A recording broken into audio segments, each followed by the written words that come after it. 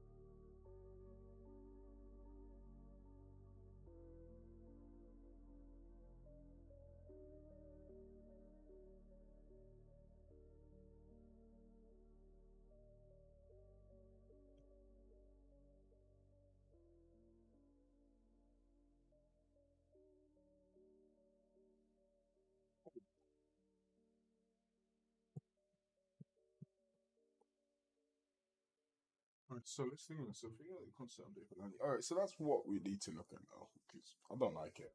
Um, hey Noma, how you doing? How is life?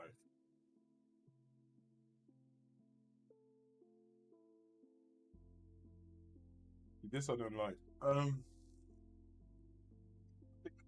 We need to separate for you today.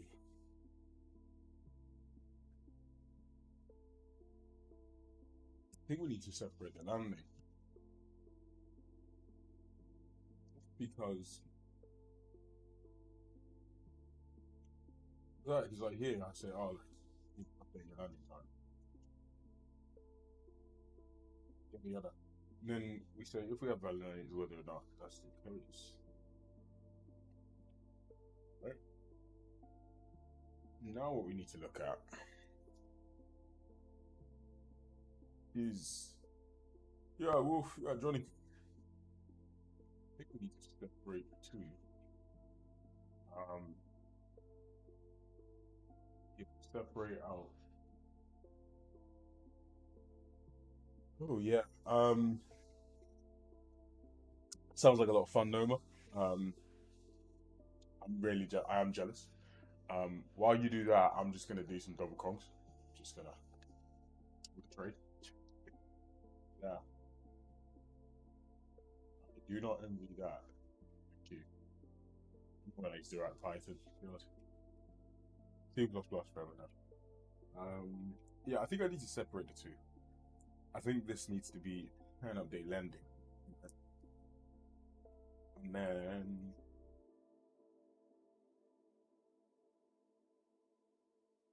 yeah, I think that's all it needs to be to me. An update lending. We just have a base one in this guy that's like not even. I guess it's really candidate landing is. It's actually it's a coffee. I can't lie. um,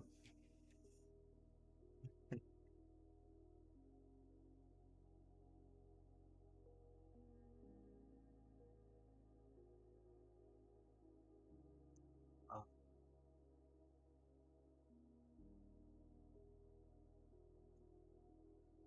yeah, I think.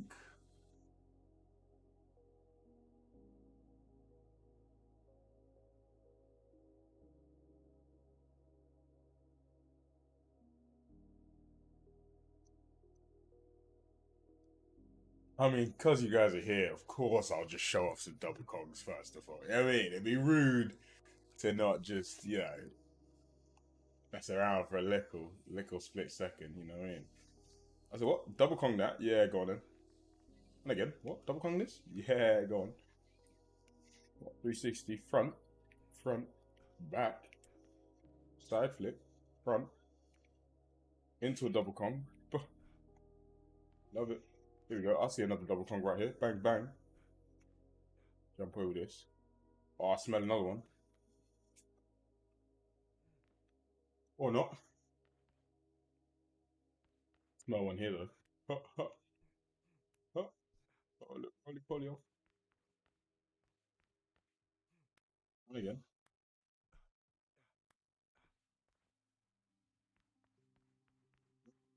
Flip double.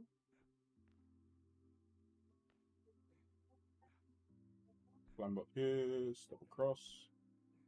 There. I heard double conk stick. Let's get it. Bang. Oh, nope.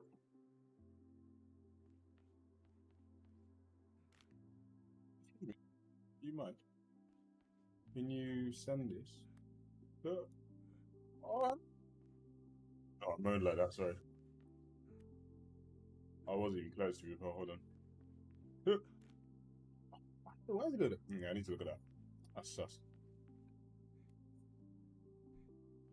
Ah, what's going on there? Oh, I know what's going on there. I do know what's going on there. Ah,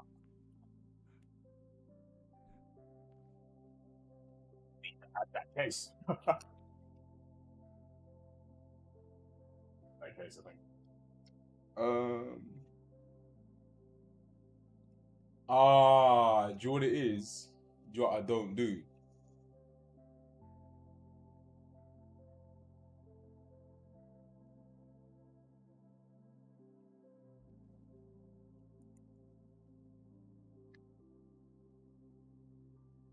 I need to check that you have a valid secondary height thing.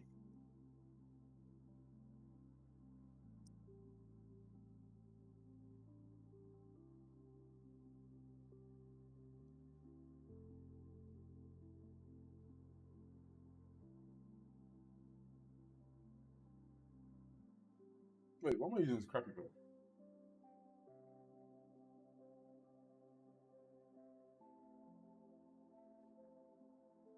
That's cool. Okay, that's good. I'm glad I remember that.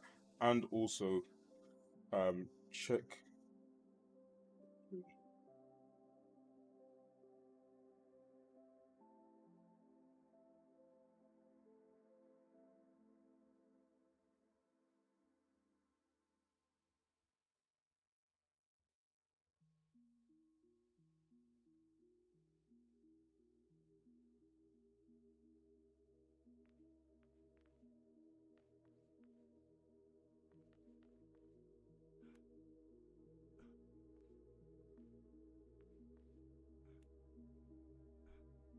We'll do this.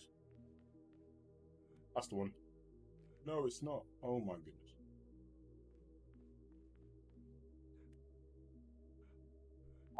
I just forgot to stick. I just wasn't paying attention. Oh yeah, I need to fix that. It's really annoying me that's doing. Oh, stop doing that. Really pissed me off that he's doing that. Oh, it makes sense actually. I do see what he's doing, picking up the ledge below. Which, to be fair, the fact that's closer is quite annoying. Oh, that's the one.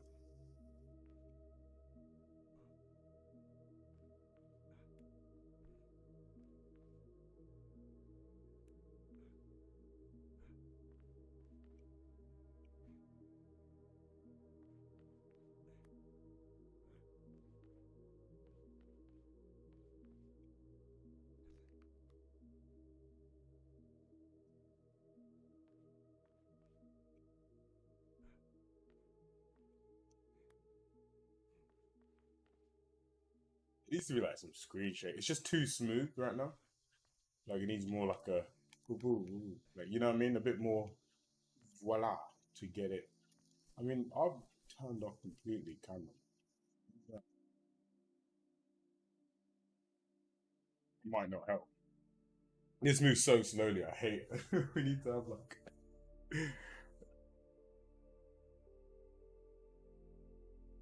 Yeah, they are. No, the animation is it's when you think about it, right? Like think about this, right? When you do a front flip off something, right? You jump into the flip, right? You don't like how you'll front if you're just standing still will be different to how you front when you jump off something. So trying to capture that physics is so we like you launch a character and you know you can control the thing with the flips now as well. So the reason it looks off is because the motion of the animation doesn't match that. So it's not like a launch into a flip. it's like a flip. Do you know what I mean? So the act of doing that physics.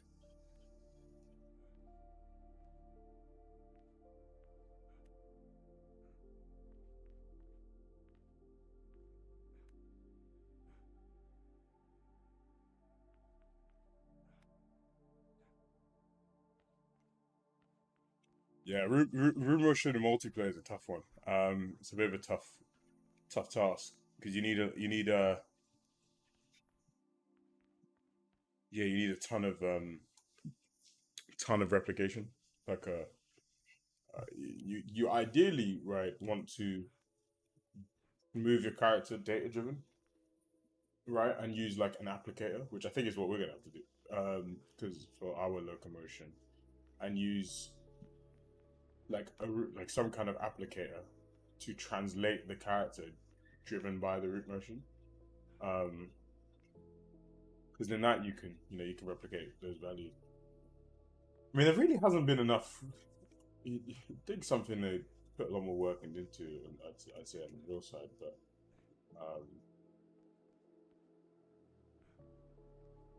but yeah, no. That's why you kind of what I mean. Unreal has some really good strong physics replication and montage replication. So that's why you kind of want to avoid if you're doing multiplayer any kind of anim blueprint stuff because that replicating that reliably, you got to do that yourself. Um, and that's a bit of it's a big ask. You can do it, but it's a bit of a tough task. So we drive all our things through montages because that is innately replicated, um, innately like in the system. Um, so it does. Um,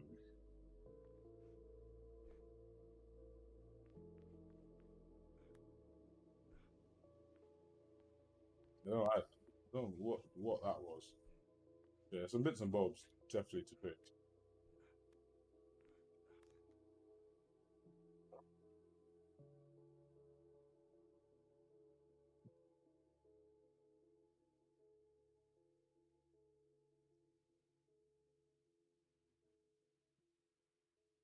Bunch of stuff to fix. Oof, it is. I mean, there's a lot to fix with it.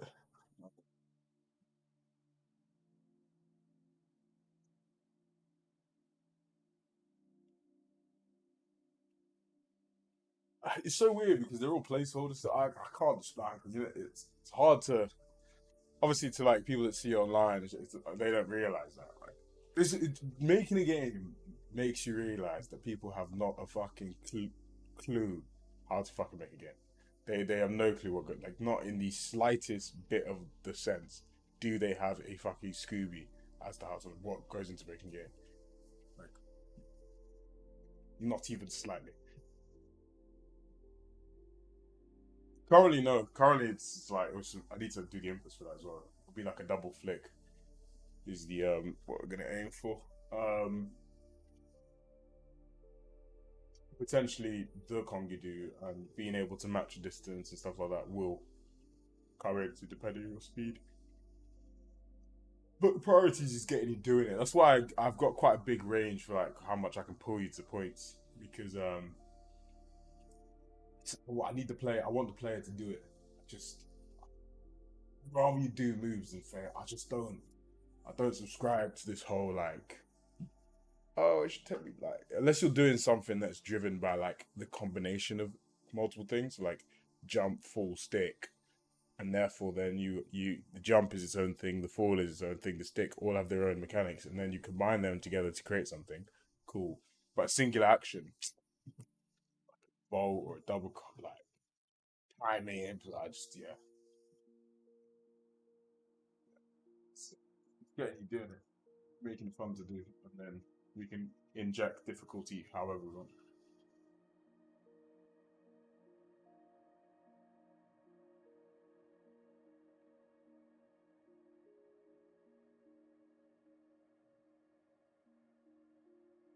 All right, there's a couple things we need to do.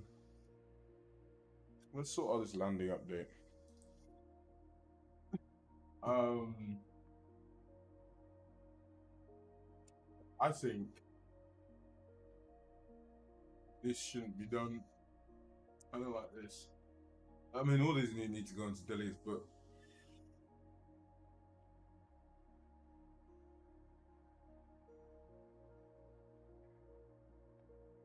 yeah, it's a difficult.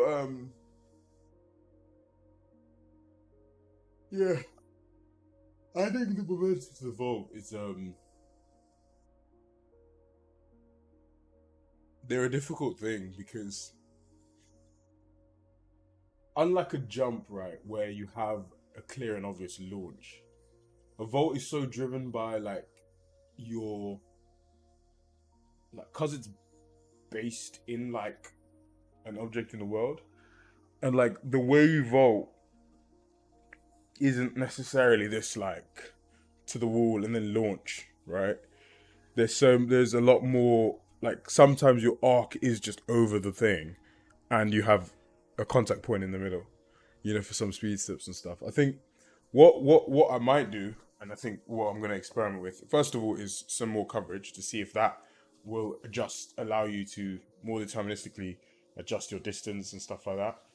Um, Introducing running prees with this similar kind of behavior of syncing to a second point. That actually is already in there. I've actually got some animation I need to elaborate on and to try that out today as well.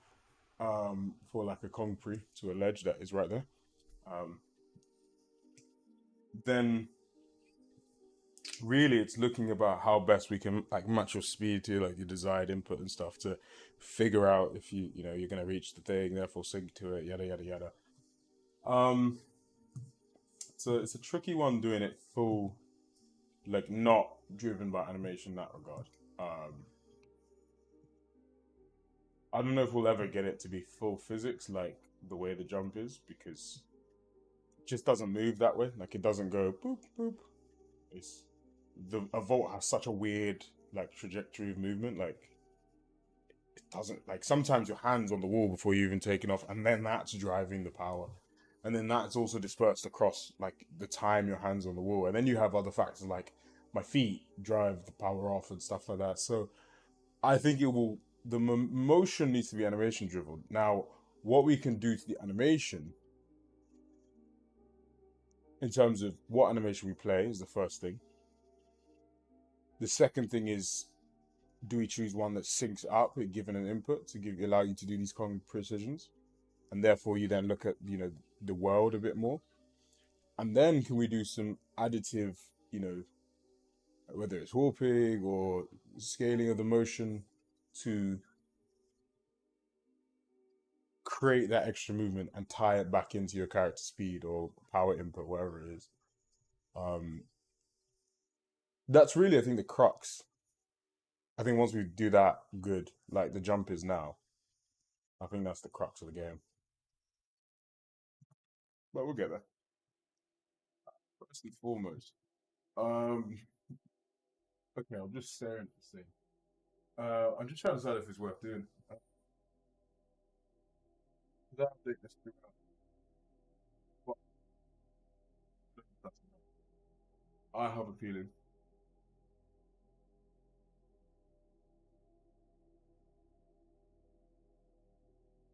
Yeah, I have a feeling what we actually should be doing is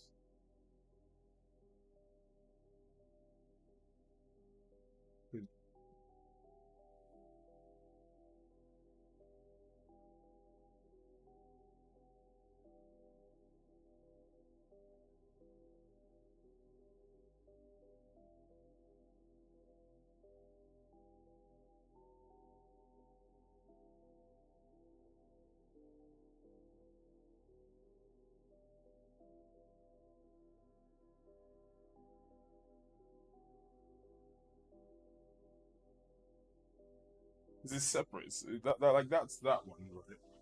And then so that works for the general motion, but then the landing I need to keep updating up until the latest hand rest. For the vault, at least. The other one I need to update. Well, some up until takeoff, some up until thing. I think, you know what? I,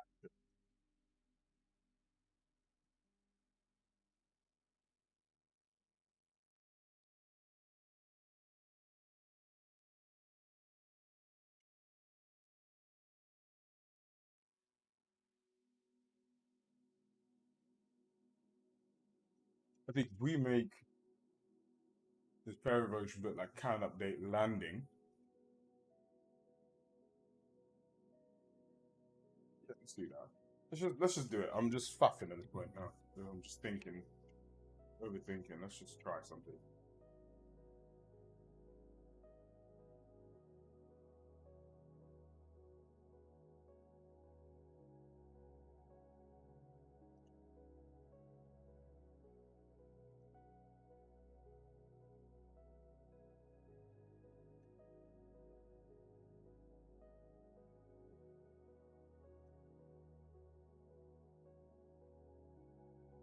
See you later, Johnny. Playing a lot of AC Mirage. Just hold extra parkour. Yeah, I think I think people always like to go on too far ends of the spectrum. It's almost as if like they think if it's not hold extra parkour, it therefore needs to be you got to control each like arm and leg. And it's like, nah, there is. It's what Skate did so well.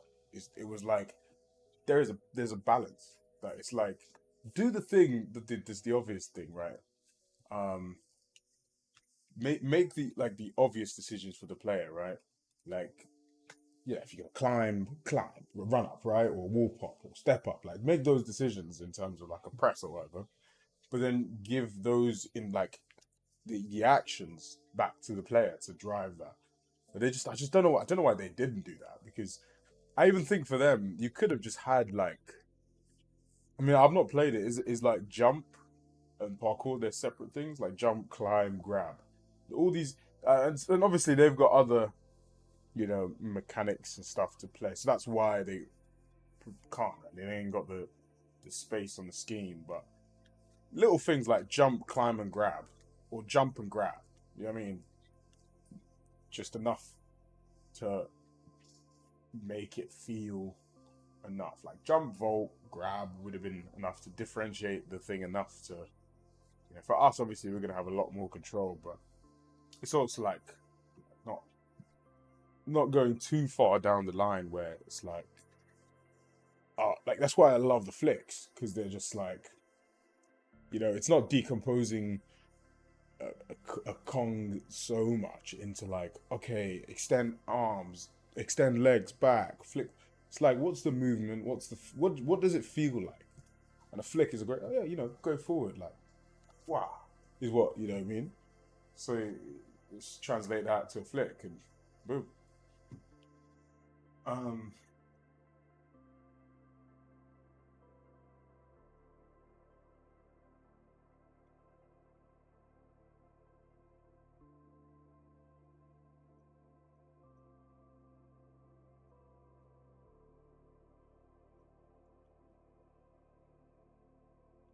so what we're gonna do now?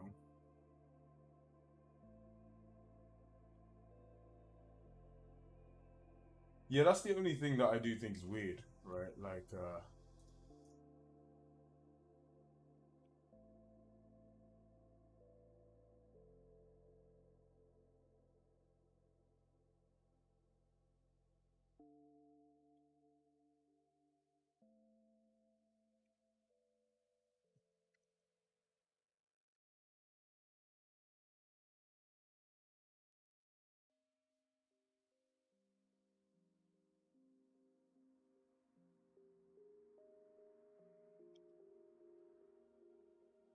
well, that's the issue, isn't it?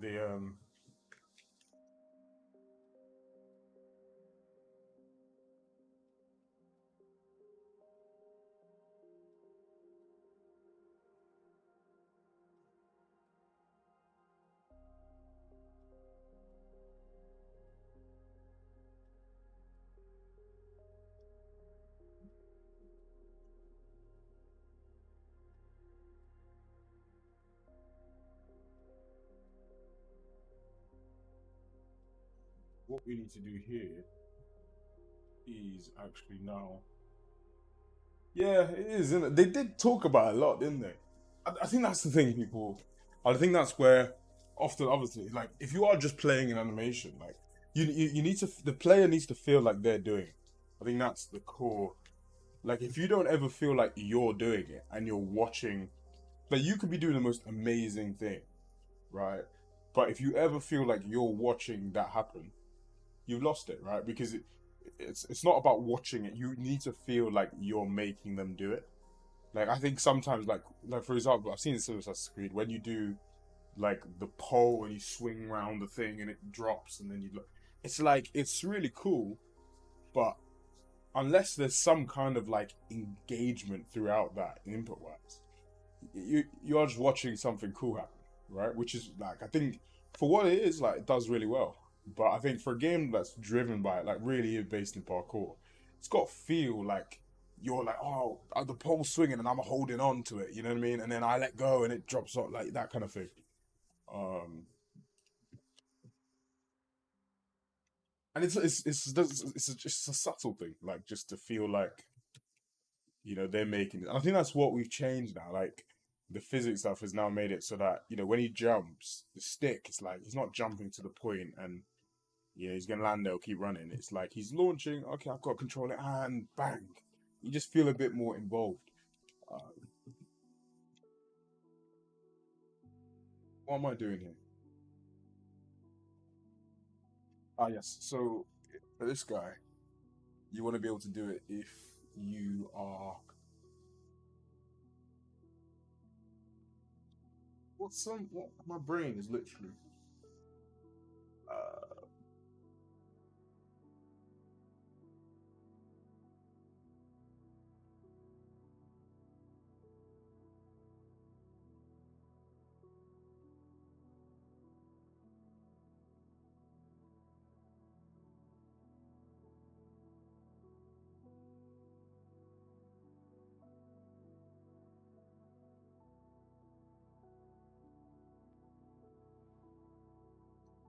what I should do.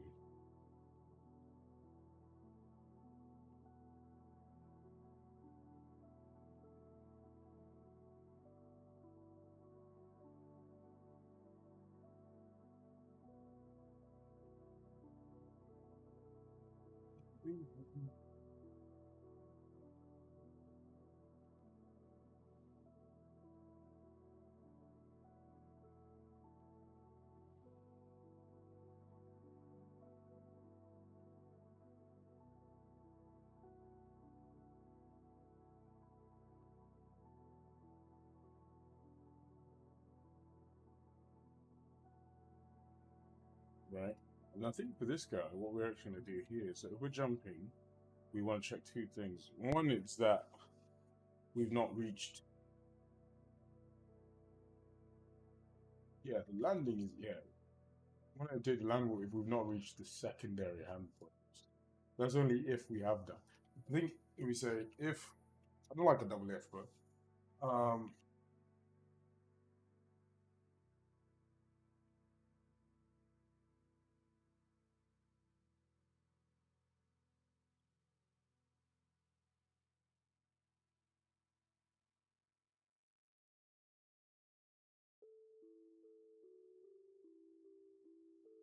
need to make a function like has reached second hand rest or something. Um,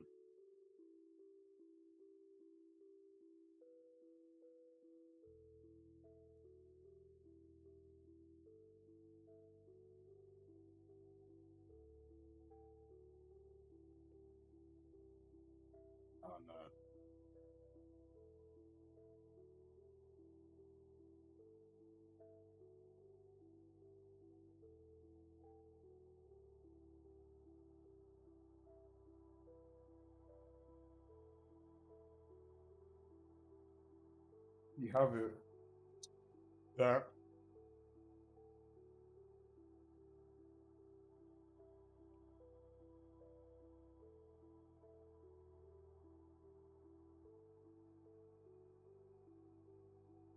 No, that's nonsense. To be fair,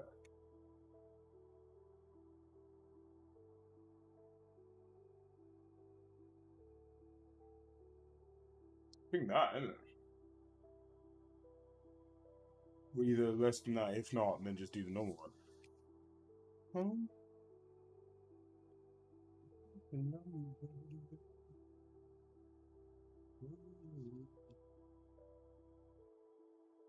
think that is it, really.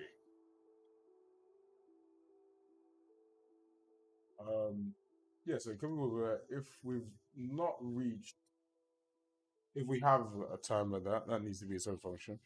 But return the end of time is less than the actual time of that. Therefore, we can update it. Once we can't, we go back to this guy, which goes to this guy, which then does, oh, we got a thing, and then we take our initial point and yada yada yada. We got a valid thing, yada yada yada, whatever. That makes sense.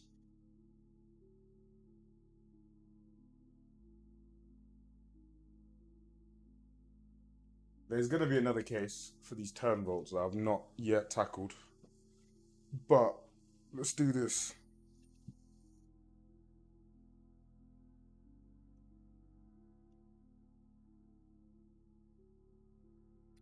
Oh, okay.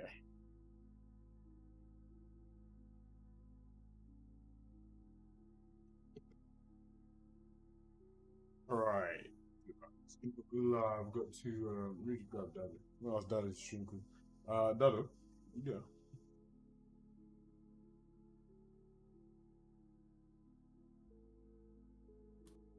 Sorry, David, just give me a second. I'm on the phone with Munda. Just give me 2 minutes.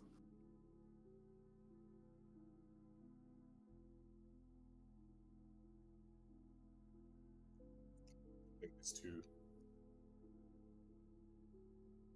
Well, that's in Ridge fixed. Interesting.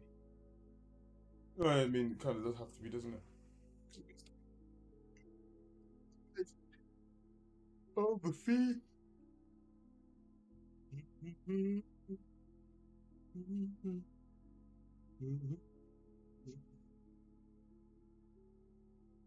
Oh, you know when you get like a cramp in your back? That is me right now. Still on Um,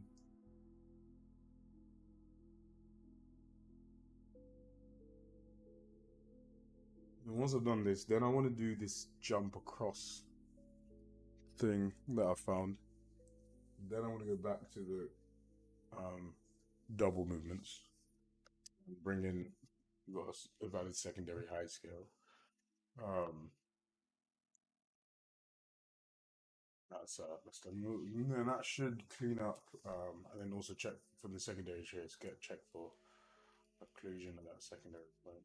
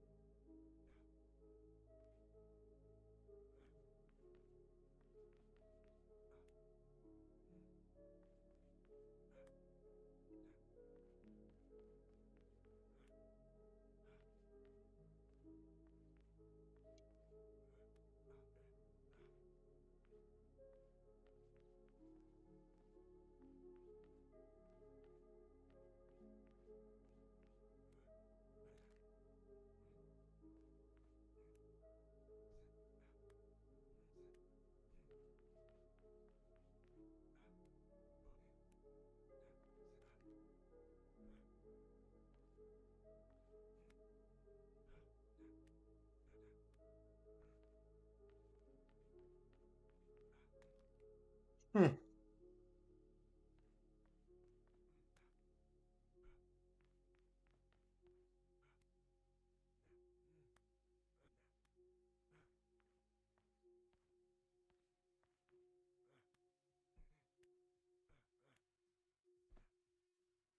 Not sure about that blender. Like that guy needs rotation.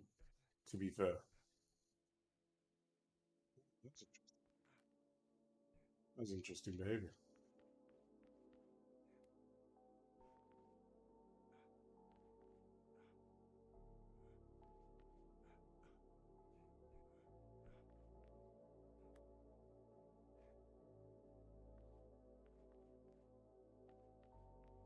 Okay, I'm out with that.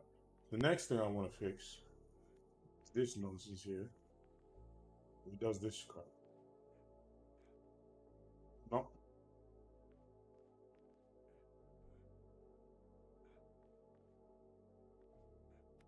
Where does it happen? I need to check where it happens. It's not that. It's like this. Wait, whoa. Oh no, it's okay. It's this. It's from this guy.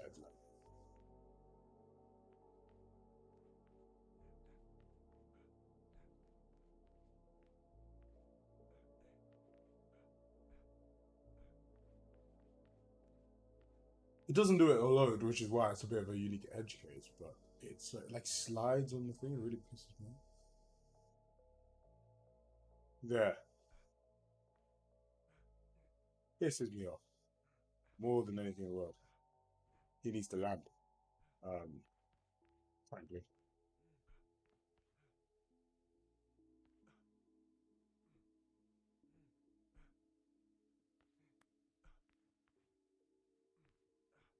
as a physics based flips.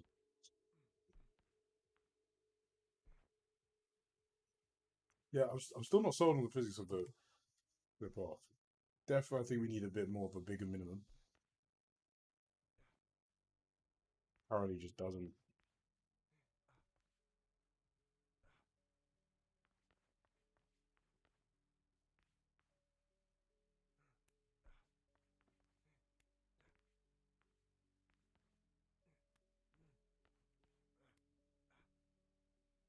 That's quite small.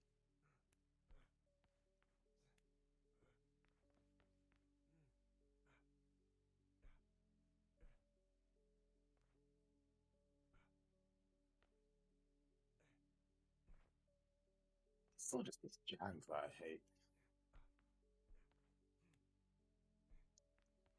That accelerates quite quickly, I'm guessing because of the speed of the animation to be fair. Makes sense. That I still hate. I still hate that freaking this. I hate with a passion. This I think that's motion matching needs to hand that guy. Also needs to really sort animation out. It needs a root motion rotation too because um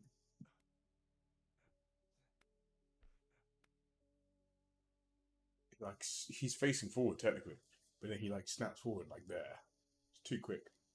He needs to actually be facing the way in which he needs to go.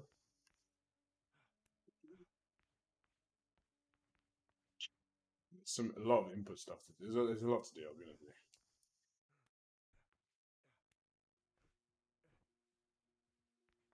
This one's cool too. Hold on. You can also like go straight over. I don't know if I showed that to you. Did I show that? I might not. Yeah, now you can do like a kind of like fence hop thing. Um, I'm still torn as to whether or not to separate it between a climb and then a vault. So you do that and then you like transition over. Um, Tempted to like say it'd be like square flick down, right, and then at the handrest. So at that point, it would transition into. So this would be like a wall pop, like that. And then at the handrest, it would say, oh, actually, you want to do some kind of thingy. Can you, if the surface width is beyond a certain point, go ahead and do it. I'm still torn as to whether or not to do that. Partially, my gut says to split the two. But there is something super, super fluid and quite gameplay wise is easy about having it in one flick. But it is starting to creep towards that watching a cool thing happen kind of. And I'm wondering if like can we not just make it to I question I think it's a case of trying it and just seeing if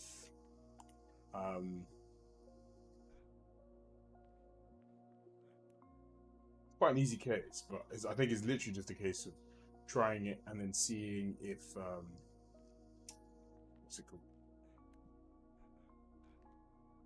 I think we hold left bump. I don't know. Yeah, trying it and then seeing if um would you call it?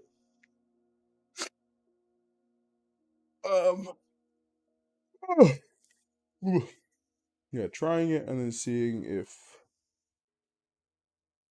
if it can look as good, because I think that's that case. My dad has spoke about it, like the looking beautiful versus being fun. It's we still want it to look beautiful, and if it doesn't look as beautiful as this, right, or at least within 5% beauty range, then it's just going to be a single flick. But if it does look as beautiful as this, it does give us a little bit more range actually, because then we can do this movement for, well, in essence, for any kind of, that's the one thing I like about it, because then you could, in essence, right, do this, flick down at that handrest. It would then go, all right, swing myself over. I think that, actually, when I think about that, yeah, I think we will have to do it that way. All right, we'll do that today then.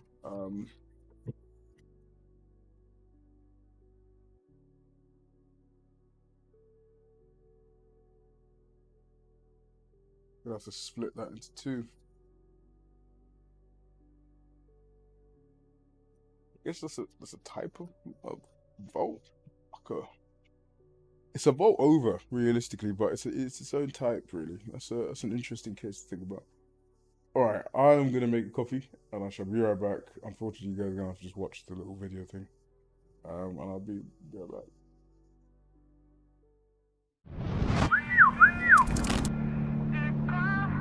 Team STORROR is a group of friends that grew up in the south of England that basically share a passion for parkour and adventure.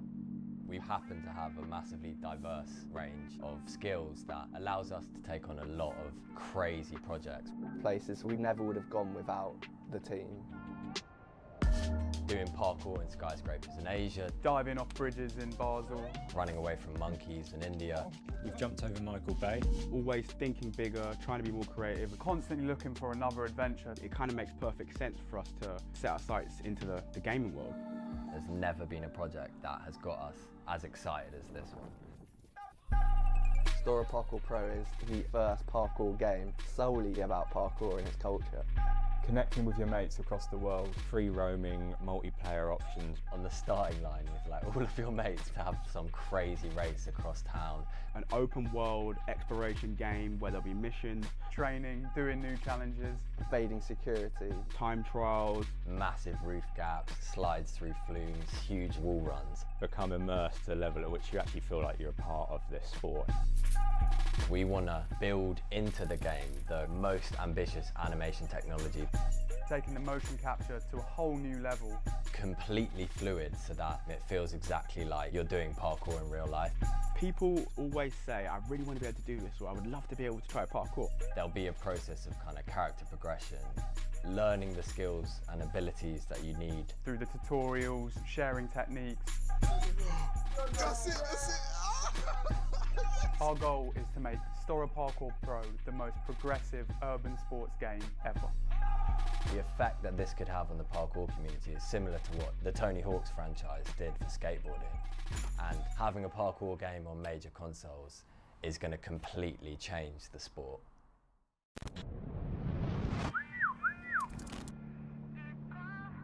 Team STORROR is a group of friends that grew up in the south of England that basically share a passion for parkour and adventure. We happen to have a massively diverse range of skills that allows us to take on a lot of crazy projects. Places we never would have gone without the team. Doing parkour in skyscrapers in Asia, Diving off bridges in Basel, running away from monkeys in India. We've jumped over Michael Bay. Always thinking bigger, trying to be more creative. constantly looking for another adventure. It kind of makes perfect sense for us to set our sights into the gaming world. There's never been a project that has got us as excited as this one. STORROR Parkour Pro is the first parkour game solely about parkour and its culture. Connecting with your mates across the world, free roaming, multiplayer options. On the starting line with like all of your mates to have some crazy race across town. An open world exploration game where there'll be missions, training, doing new challenges, evading security, time trials, massive roof gaps, slides through flumes, huge wall runs. Become immersed to a level at which you actually feel like you're a part of this sport. We want to build into the game the most ambitious animation technology. taking the motion capture to a whole new level. Completely fluid so that it feels exactly like you're doing parkour in real life. People always say, I really want to be able to do this, or I would love to be able to try parkour. There'll be a process of kind of character progression, learning the skills and abilities that you need. Through the tutorials, sharing techniques. That's it. Our goal is to make STORROR Parkour Pro the most progressive urban sports game ever. The effect that this could have on the parkour community is similar to what the Tony Hawk's franchise did for skateboarding. And having a parkour game on major consoles is going to completely change the sport.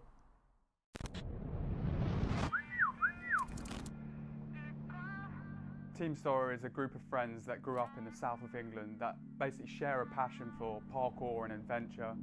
We happen to have a massively diverse range of skills that allows us to take on a lot of crazy projects. Places we never would have gone without the team. Doing parkour in skyscrapers in Asia, Diving off bridges in Basel, running away from monkeys in India. We've jumped over Michael Bay.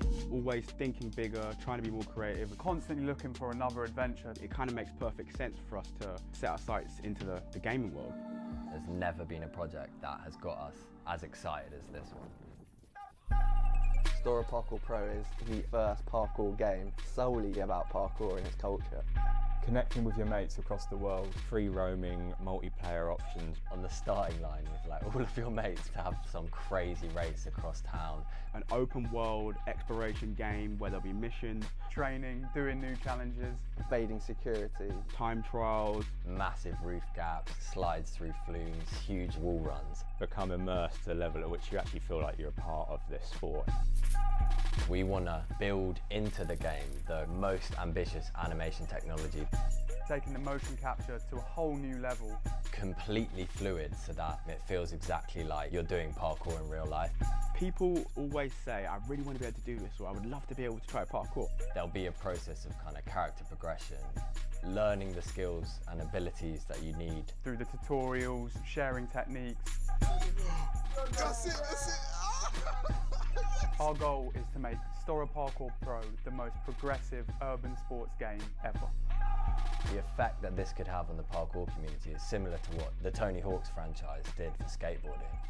And having a parkour game on major consoles is going to completely change the sport.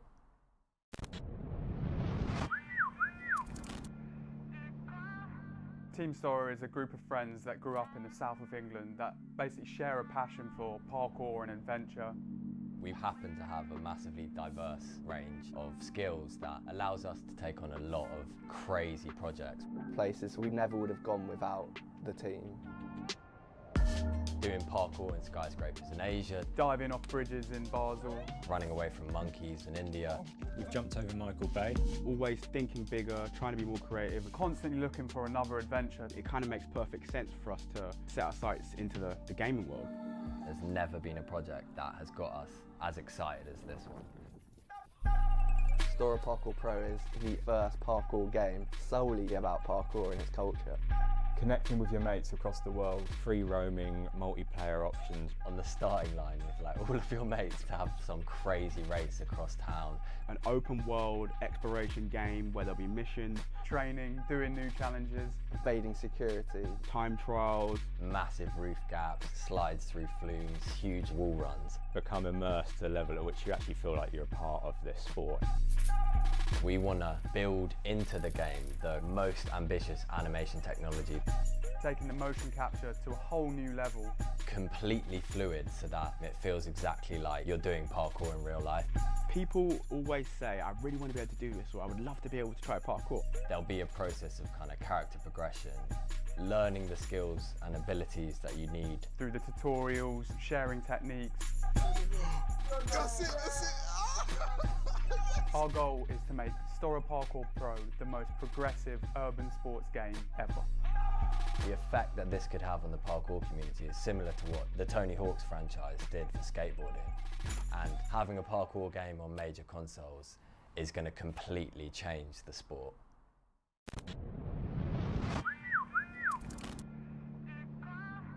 Team STORROR is a group of friends that grew up in the south of England that basically share a passion for parkour and adventure.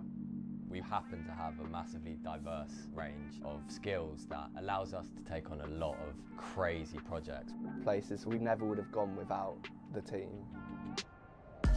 Doing parkour in skyscrapers in Asia, Diving off bridges in Basel. running away from monkeys in India. We've jumped over Michael Bay. Always thinking bigger, trying to be more creative. Constantly looking for another adventure. It kind of makes perfect sense for us to set our sights into the gaming world. There's never been a project that has got us as excited as this one. STORROR Parkour Pro is the first parkour game solely about parkour and its culture. Connecting with your mates across the world, free roaming, multiplayer options. On the starting line with like all of your mates to have some crazy race across town. An open world exploration game where there'll be missions, Training, doing new challenges. Evading security, time trials. Massive roof gaps, slides through flumes, huge wall runs. Become immersed to a level at which you actually feel like you're a part of this sport. We want to build into the game the most ambitious animation technology, Taking the motion capture to a whole new level. completely fluid so that it feels exactly like you're doing parkour in real life. People always say, I really want to be able to do this, or I would love to be able to try parkour. There'll be a process of kind of character progression, learning the skills and abilities that you need. Through the tutorials, sharing techniques. Our goal is to make STORROR Parkour Pro the most progressive urban sports game ever. The effect that this could have on the parkour community is similar to what the Tony Hawk's franchise did for skateboarding. And having a parkour game on major consoles is going to completely change the sport.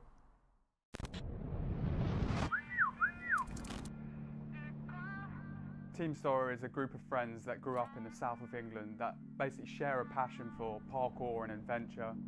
We happen to have a massively diverse range of skills that allows us to take on a lot of crazy projects. places we never would have gone without the team. Doing parkour in skyscrapers in Asia, Diving off bridges in Basel. running away from monkeys in India. We've jumped over Michael Bay. Always thinking bigger, trying to be more creative. Constantly looking for another adventure. It kind of makes perfect sense for us to set our sights into the gaming world. There's never been a project that has got us as excited as this one. STORROR Parkour Pro is the first parkour game solely about parkour and its culture. Connecting with your mates across the world, free roaming, multiplayer options. On the starting line with like all of your mates to have some crazy race across town. An open world exploration game where there'll be missions, Training, doing new challenges. Evading security, time trials. Massive roof gaps, slides through flumes, huge wall runs. Become immersed to a level at which you actually feel like you're a part of this sport. We want to build into the game the most ambitious animation technology, Taking the motion capture to a whole new level. completely fluid so that it feels exactly like you're doing parkour in real life. People always say, I really want to be able to do this, or I would love to be able to try parkour. There'll be a process of kind of character progression, learning the skills and abilities that you need. Through the tutorials, sharing techniques. Our goal is to make STORROR Parkour Pro the most progressive urban sports game ever. The effect that this could have on the parkour community is similar to what the Tony Hawk's franchise did for skateboarding. And having a parkour game on major consoles is going to completely change the sport.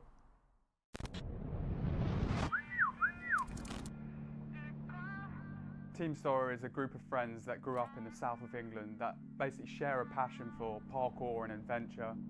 We happen to have a massively diverse range of skills that allows us to take on a lot of crazy projects. places we never would have gone without the team. doing parkour in skyscrapers in Asia, diving off bridges in Basel, running away from monkeys in India. We've jumped over Michael Bay. Always thinking bigger, trying to be more creative. constantly looking for another adventure. It kind of makes perfect sense for us to set our sights into the gaming world. There's never been a project that has got us as excited as this one. STORROR Parkour Pro is the first parkour game solely about parkour and its culture. Connecting with your mates across the world, free roaming, multiplayer options. On the starting line with like all of your mates to have some crazy race across town. An open world exploration game where there'll be missions, Training, doing new challenges. Evading security, time trials. Massive roof gaps, slides through flumes, huge wall runs. Become immersed to a level at which you actually feel like you're a part of this sport. We want to build into the game the most ambitious animation technology, Taking the motion capture to a whole new level. completely fluid so that it feels exactly like you're doing parkour in real life. People always say, I really want to be able to do this, or I would love to be able to try parkour. There'll be a process of kind of character progression, learning the skills and abilities that you need. Through the tutorials, sharing techniques. That's it. Our goal is to make STORROR Parkour Pro the most progressive urban sports game ever. The effect that this could have on the parkour community is similar to what the Tony Hawk's franchise did for skateboarding. And having a parkour game on major consoles is going to completely change the sport.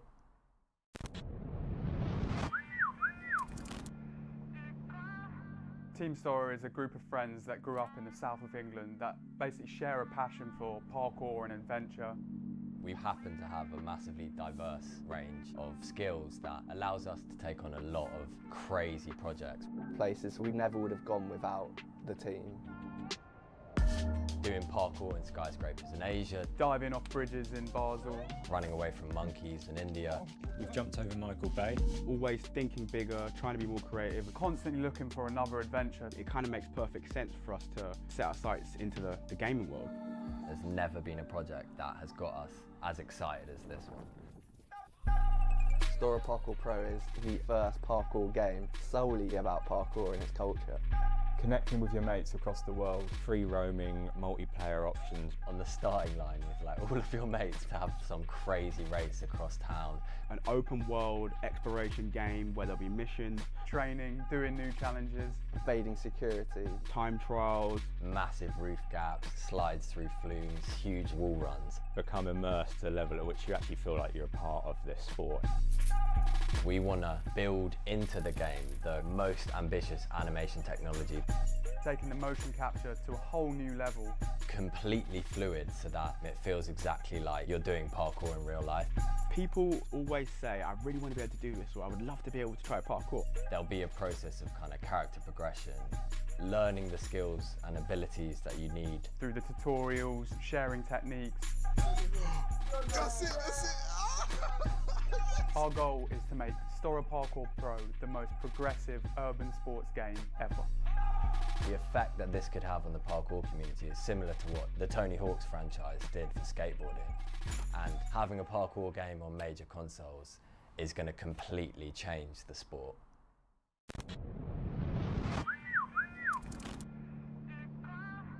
Team STORROR is a group of friends that grew up in the south of England that basically share a passion for parkour and adventure.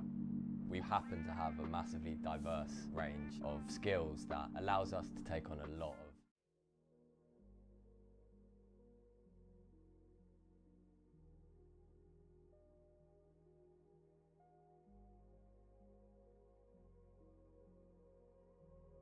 When the moon hits your eye. Right, let's zone in now.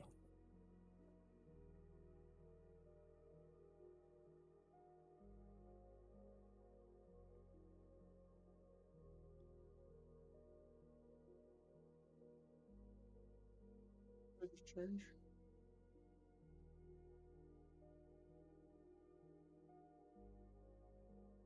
I changed something? I don't think I did.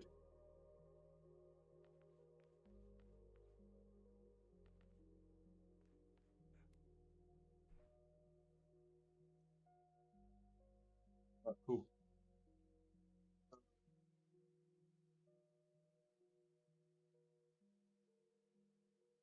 No, the jump across sliding. Let's do that. Okay. Yeah, cool. Let's fix that. Yeah, whoop zoom. Whoop zoom. Yeah, this slide here. Well,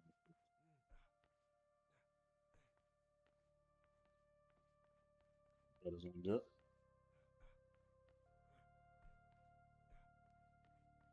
So it's a unique case, to be fair. It's like when you land and you've not.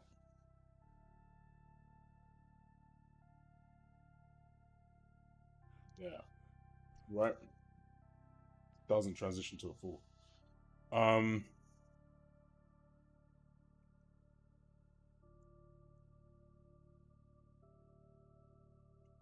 almost tempted to say you always fall. What I'll do, let me actually do that. Hold on.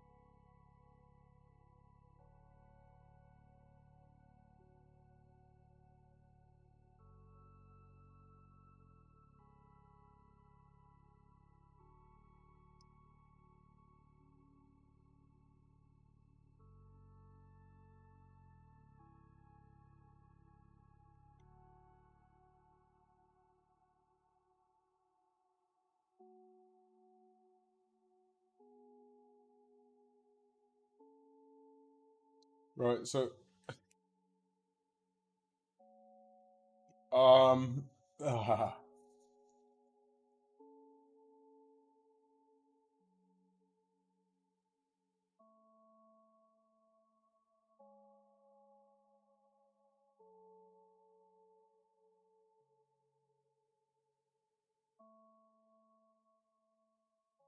that's interesting that.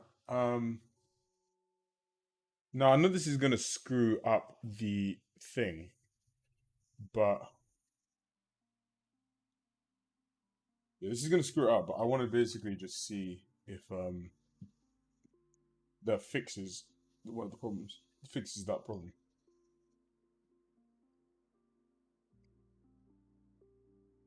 When is 012 coming out? Yeah, we were just releasing updates as we go. It's kind of changed now. I think it's kind of transitioned into we were just releasing update regularly now, so it's more like making the game. Because our scope's kind of broadened a bit, and less more these like releases to try and get stage releases to be able to push it. So yeah, it's just gonna keep on being regular updates from now on. As we get a new level, we'll put you in there, and so on and so forth. Yeah, because we're actually going to be stopping this phase of early access, like pre alpha, slash back access, kind of soon. Yeah, so people won't be able to get the game until we drop on Steam.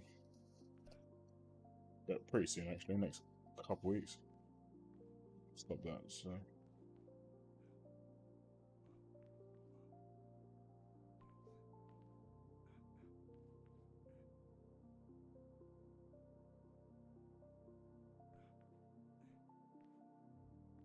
Let's see if it does fix it. I mean, I'm curious to see if it will.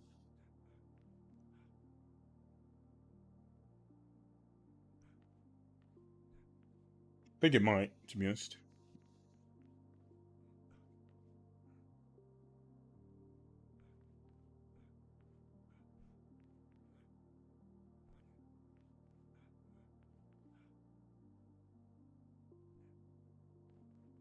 I think it has, to be fair.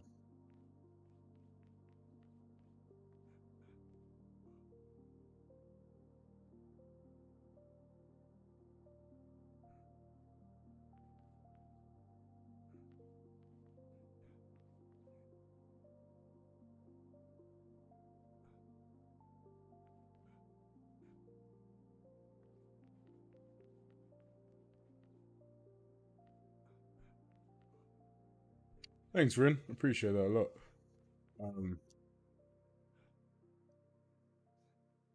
Oh yeah, no, that has fixed it. Obviously, I think that is going to introduce its own set of problems. Yeah, because then it would have slid. Oh yeah, okay. I can't replicate, which is good. Like, if I'm unable to replicate, most likely the problem's fixed. Yeah, that's the thing I want to get rid of. Okay, so what it is that this basically, um, is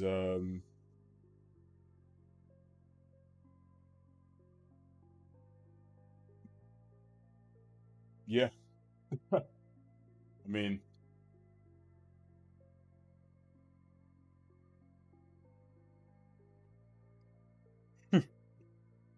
yeah, really.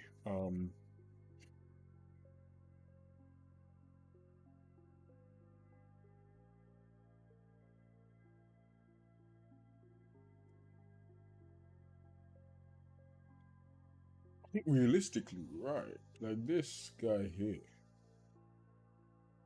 doing the same thing, and I always think we should just have.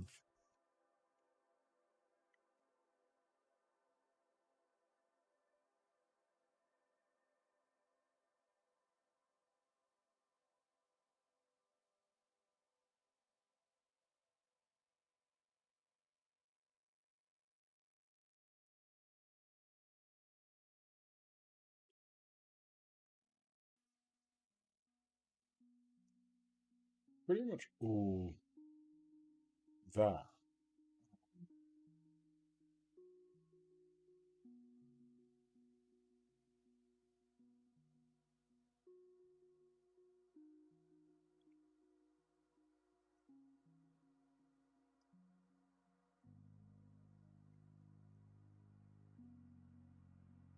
I mean, yeah. I think actually, ironically, this we can switch instead on the enemy. Oh wow.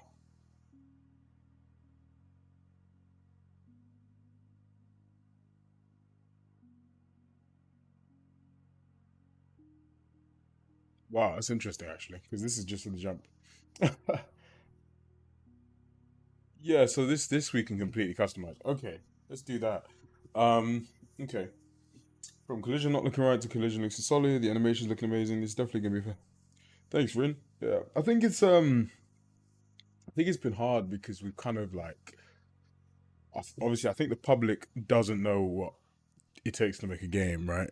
Um, and we've kind of gone about this in a way that hasn't really been done before in terms of being so open, like about the whole process, like showing it all. So like perception, it almost like, because you got to think like the studio will announce, "Hey, we're making this game," and like 3 years later release a demo, and then like 2 years later release some gameplay, and then release this thing, release like a tech view and say, "This is what it looks like," and then a period of time will go, and then release the thing. So you see, for you, it's sort of this like they announce it, then this stuff happens, and then it looks good. But the incremental process of stuff is kind of lost on people. So we're like, oh, let's do it the way we've our whole journey has been the exact opposite. It's kind of like, hey, we want to do this thing, but we need you involved, so let's do it together and show us the progress. And people are like, oh yeah, but it doesn't look good. Um, and I'm like, yeah, but like, it's not gonna look good until like sometimes it doesn't look good until like when you release it, you know. But so I hope what we're doing here can help change the narrative of that and like oh no, cool. No, well, regardless, and Roblox is games are games. I think it's all about experience and swaps in that. Um, so what I'm gonna do here actually change this. Switch instead on grams. Put an end type. Let's get a bit more control back over this actually. I think. And then what we're gonna do is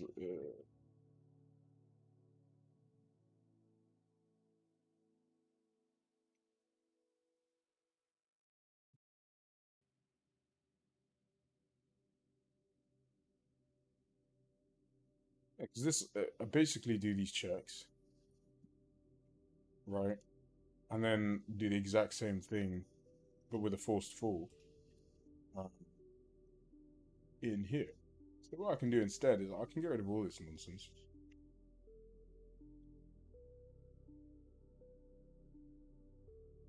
Right. Instead, let's do it in here. So let's switch on the unturn. Right. Let's do here's E human element type. Yep. Right. Because the other ones are just going to be none, basically. Frankly. Jump gravity, and then we'll go default. Ret is equal to. Well, actually, no. What we will do is just default right there, right? And then we'll just make this jump gravity, right? Because it was just going to that anyway. And then that's what we need realistically. And now we can just have a little bit more technical control over it. And this can now be applied to more cases. So we'll find we need to override this function less and less.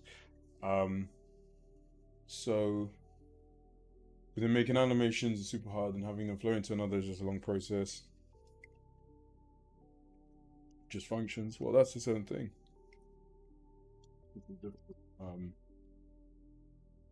Yeah, I just think it's a process. Yeah, it's a like nothing good took time. Like it just takes time. It's a back and forth, especially if you're trying to really push the bounds in some way or another. People just don't. People want immediate, but I think that's like humans nowadays in general. Like people want immediate, like they want it now. Like you see it as like I need it tomorrow, like kind of thing. And that's from like the media you consume to like social media is driving that. You know, it's like you need the dopamine hits and it's fast, it's quick, it's like bang bang bang. Like you know, like that's the like being involved in a process that takes a while, but you're involved in it, you see it grow. People don't care about that really. And they just, I think what a lot of people do actually, we were finding, but a lot of people want that immediate, like, give it to me, like, oh, you're taking too long. This is taking so long to come out. It's like, well, I'm confused, you know, like it's such a process. Because I actually I prefer the process than the end goal. So yeah, hopefully we can change some mindsets around that. What I'm doing here now, I don't think you know what I'm doing in my life here. We need to decide if it's a forced fall. Oh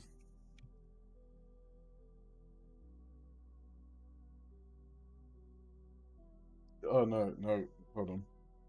Because there's a couple cases, right? If the action context is onto, we want to do jump land. Now, I'm not sure why we want to do jump landing for that case, right? I'm actually gonna see. I have a slight feeling why we may want to do that. Actually, nah, to be honest.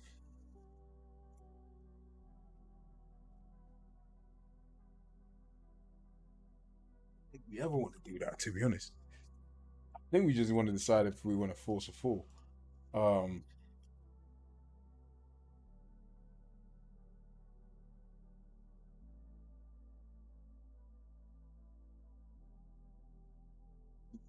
So I think pretty much.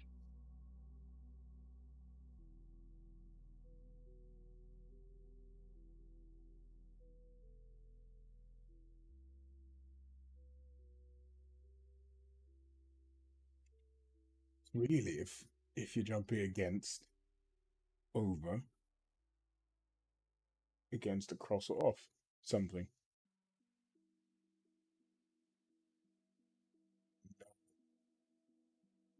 But yeah, because you only do this if you can fall at climax. You know what I mean?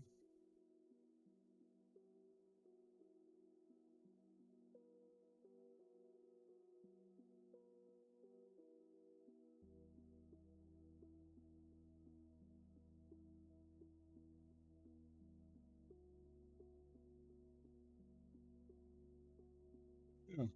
Yeah. No.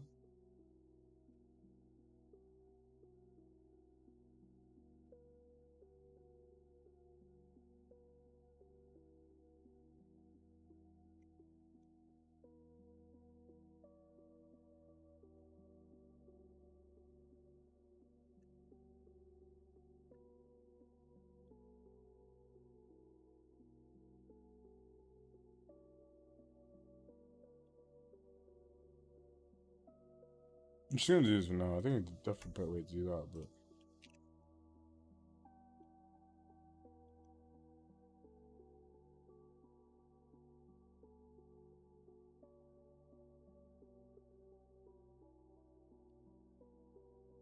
Right, so if you're against, you're across, or you're off, you want to force full.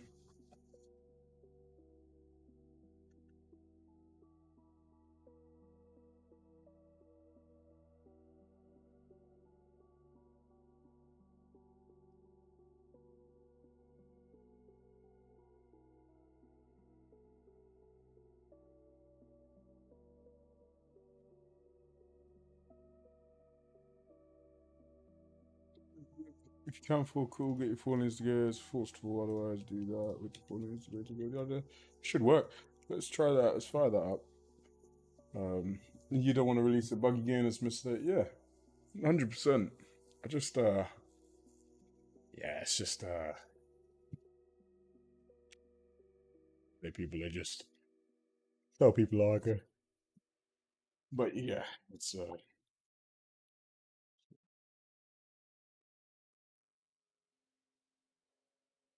which is also why it's so weird. Like you make something for people, but you need to not make it for people. You gotta make it for yourself. Like and just doing something that you want to do and you're proud of. Because at the end of the day, like people, whether or not they hate it, whether or not they like it, it doesn't matter. Like, are you proud of it? You know what I mean? Are you happy with it? That's what really matters. You know what I mean? Because otherwise, like if you make it for them, they're just people are ungrateful. People shout at you. They'll moan at you. They'll comment crap. Like it's just how it is. You know what I mean? So as long as you make it for yourself and not for that, not for the money, not for that, just do it because you want to and it makes you passionate, then you'll be all good.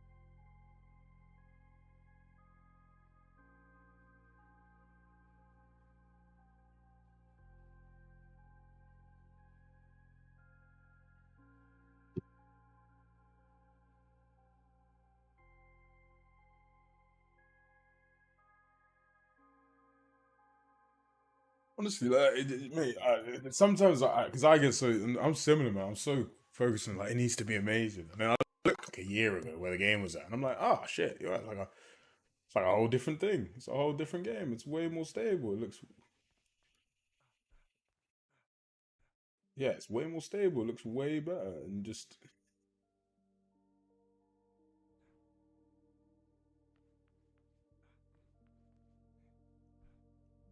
so there's infinite, like there's infinite.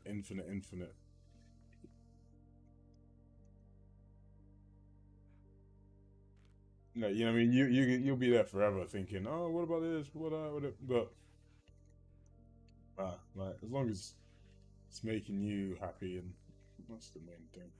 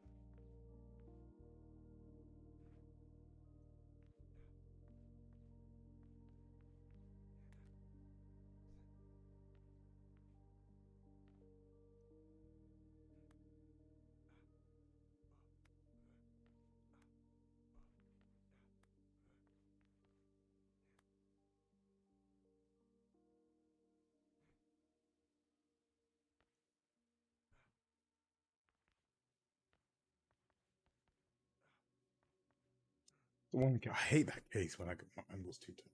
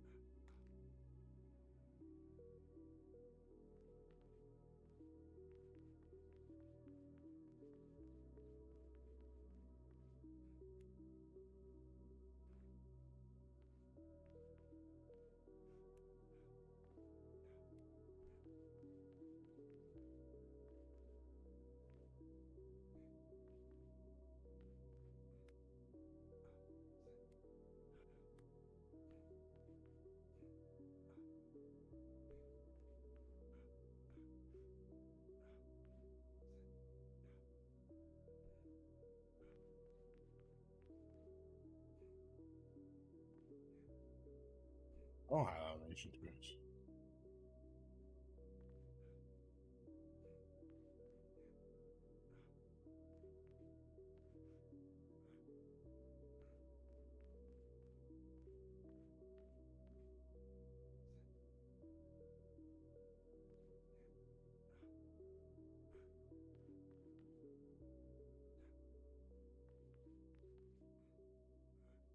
How was the pulse line looking? Yeah, really good. It's just needs, yeah, really. I just need a correct pulse line animation. I literally just hug the door for a little bit, like the edge of a door. I mean, I'll show you. Let me climb up here.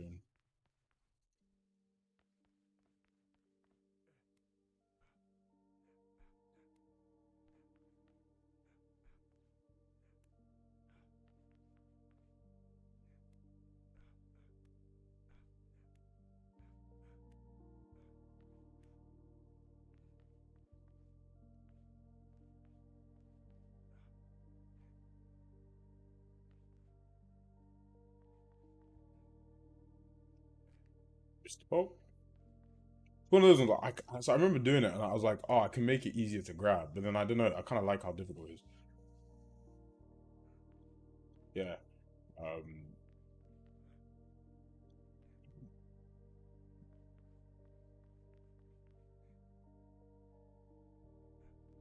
Yeah. So currently, I just need to actually, get a proper animation where he's not like that. He's instead is actually wrapping his legs around. But yeah, that's just an animation thing. I also think the position at which I make him on the thing is very wrong.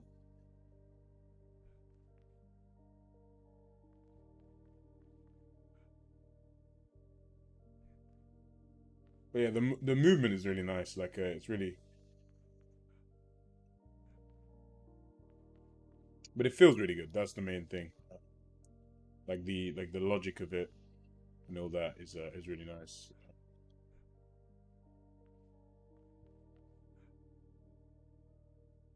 And like you can like pull left and it'll like slide around left and sort of gravity. It'll slowly accelerate and speed up. Like if I go down here.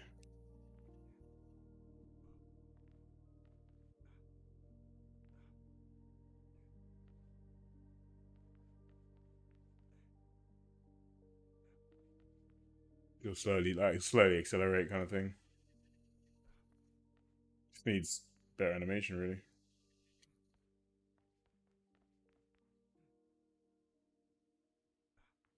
Yeah.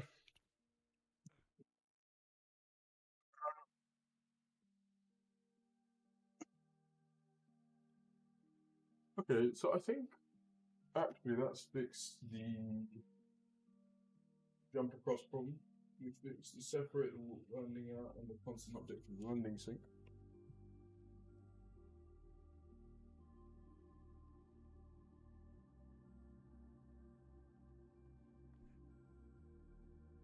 How will you guys manage to make the player create their own tricks? I think the main thing there is just like isolating the movement. So I think the first step is just having really like staples, right? And then looking at how much we can isolate. Because it's not a sim in that way. Like it's not like control your left hand, control your right hand, Death Force Sculptor. Like it's I think there's obviously potential in the future and things. But I think realistically, it's there's just a freedom that you want to be able to do. It's all like skate, you know. You've got that set of things, but then how you apply it really is where the complexity comes. And it will continually keep, you know, driving movements, and then like in air stuff. That's when you can really be creative. In terms of, you know, you controlling your rotation and stuff like that, and then how you apply it, and then, you know, as you know, the sport grows, so will the game. You know, we'll add new moves, new movements, get that feeling good. Yeah.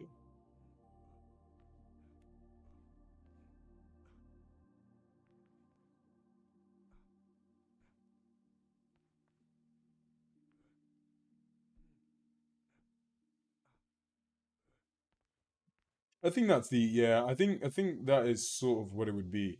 I think we need it already, so to generate in between animations. I think that's what I'm gonna do for a lot of the vaulting, to be able to get to vault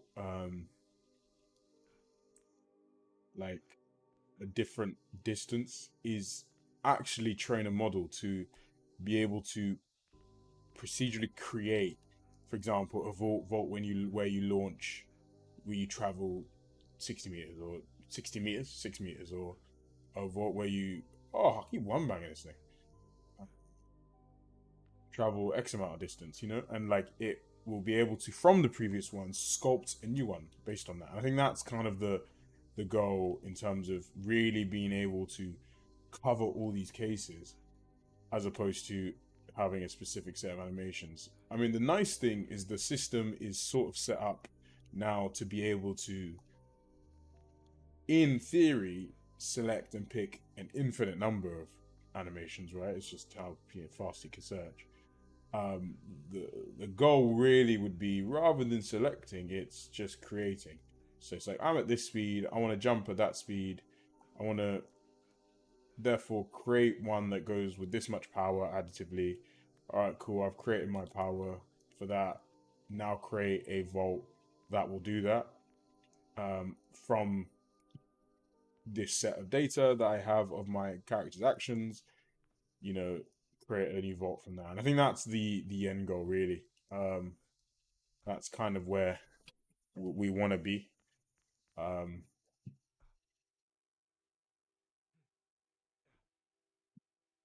But yeah, it involves having a lot of data to train that model. Yeah, and you know, realistically, that'll come. That's one of the future things we want to work on. But basically, this game is basically the precursor. And this is the game we use to create the data set for the model. That makes sense. So, you know, while we create the model, while we do all that stuff, we use this game as like, oh, you know, while we're getting all the data for the model, may as well make it into a game. And then once we made it to a game, let's train the model, create the model, train the model, make the game. And then eventually, then we don't need any of the things. It's just, oh yeah, hey, you know, I've seen these movements. This is the movement of this limb. This is the movement of this joint in order to create this movement, and that goes X distance. Therefore,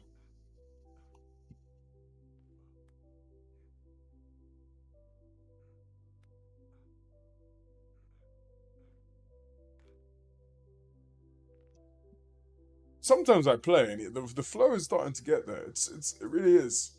There's less and less jank, you know. Like there, I kind of ran around for a couple minutes and.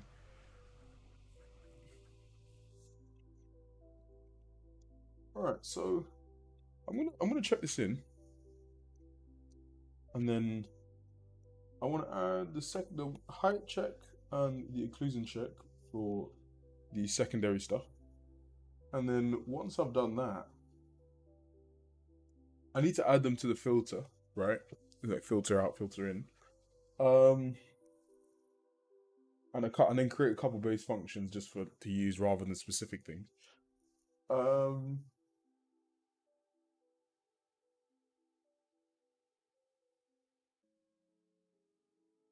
then I've got this rotational problem that I need to solve as well. But I think before I do that, I'm going to do a quick video for the Instagram. Upload that. That's for social media. But yeah, let's I wanna separate. I'm gonna check this in, and then I want to separate this. I don't know how much work it's gonna be, if I'm totally honest with you guys. You know, we're gonna be part of it now. I want to split this into two. Because I love that movement. That movement is so beautiful. But I want to separate the wall pop, because the issue is, the more I look at it, the more I'm like, that it's the same thing, right? So he wall pops and stands up, right? But then here, if I freaking get my flick right, he does the same thing. And then I'm just like, how smoothly can we transition between the two? Because then what it would give me, in theory, is infinite kind of like coverage, so to speak, where if I'm climbing, this anytime I reach a hand rest state, or if I'm climbing, I can trigger a vault that's a sort of like vault, you know what I mean? Like, and because then we can do like, you do a wall pop and then you do a turn vault, and then it's like 2 inputs kind of thing, like climb, flick down, and then you do the pop over before hand rest. So square, flick down, you do that whole movement. And I think that could work really well, to be honest. I can't lie to you. I don't know. I don't see why it wouldn't work. It's I think there's a couple cases it's quite unique for. But yeah, I don't know. Something about it is enticing me. Because then also, like, I can also, like, so this case here, right, where I go into a run up because of the height of the wall, ooh.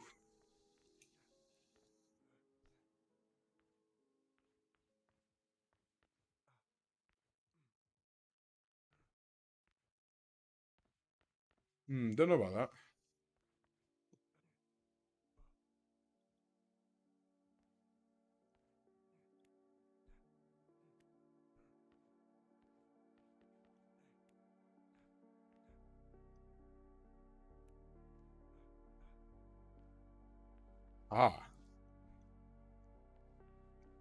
Let's fix that first.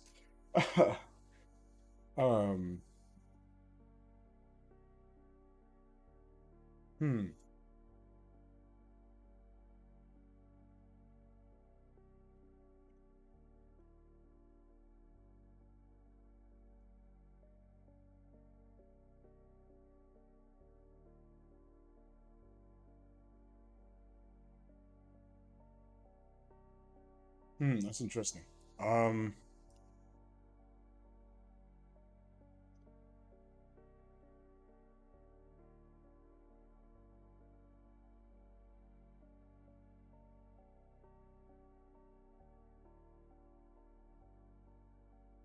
Oh, I know why.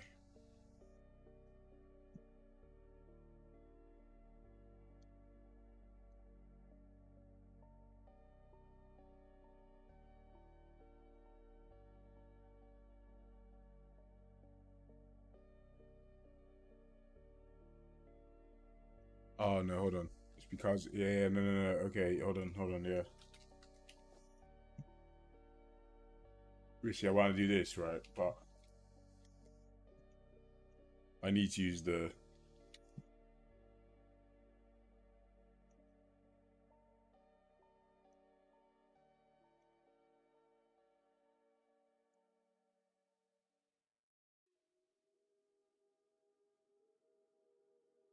No, because that's going to use the base function. What I need to do, actually, is, because that's going to use this dude. I need to just update this dude. Because that's just going to return true.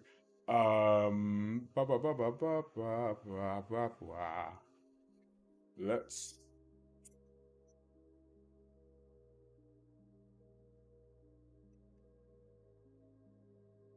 Let me just see quickly if that changes what's actually to solve it. Let me just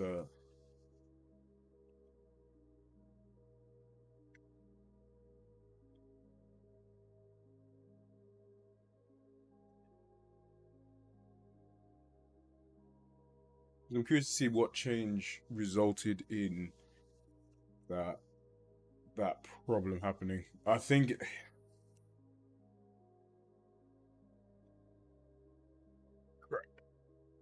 oh, crap. Ah.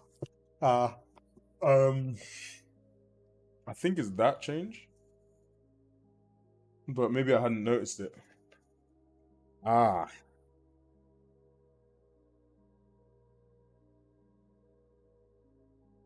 I'm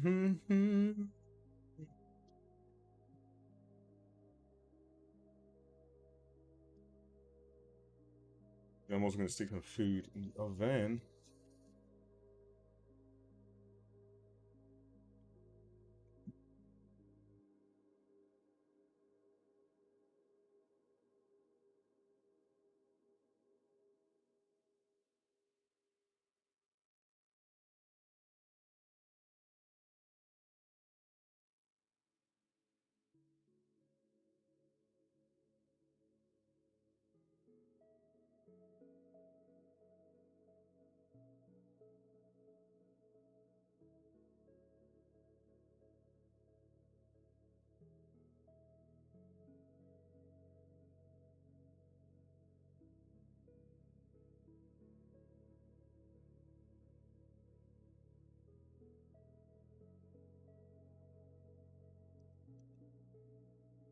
What fundamental tricks?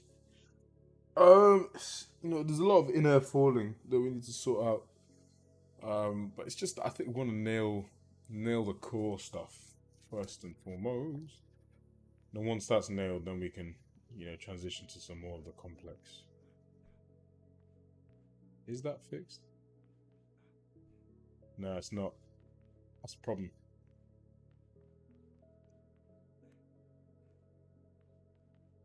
That is a problem. Can I climb up there? No, I can't. No. Can I go up or not?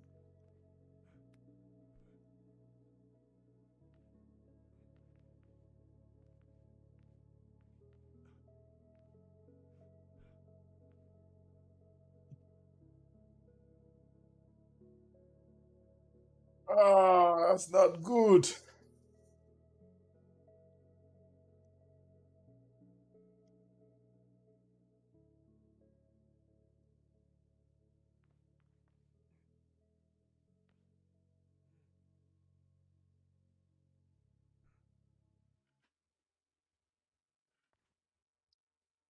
Ah.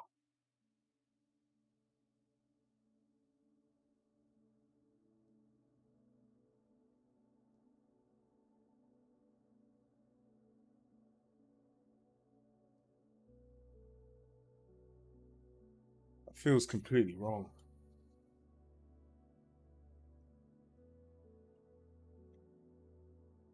Let's leave that.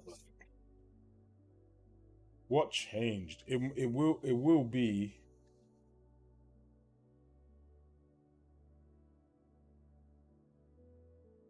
Ah, hold on.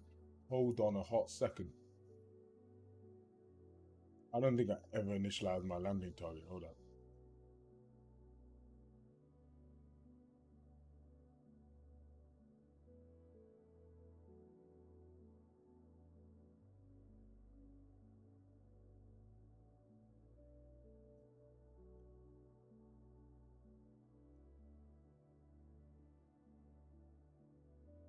Yeah.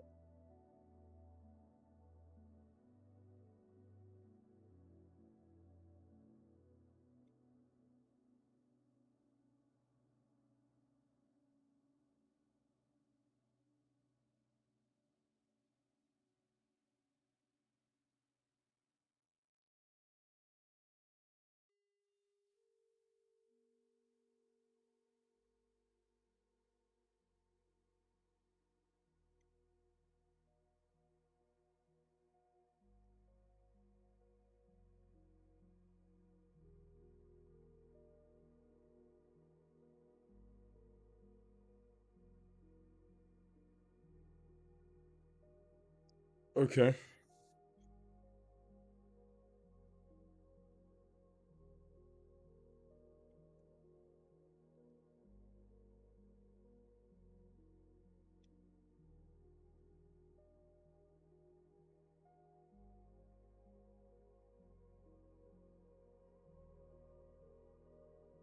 Now, once I fix this, I'll stick some food in, and then I'll.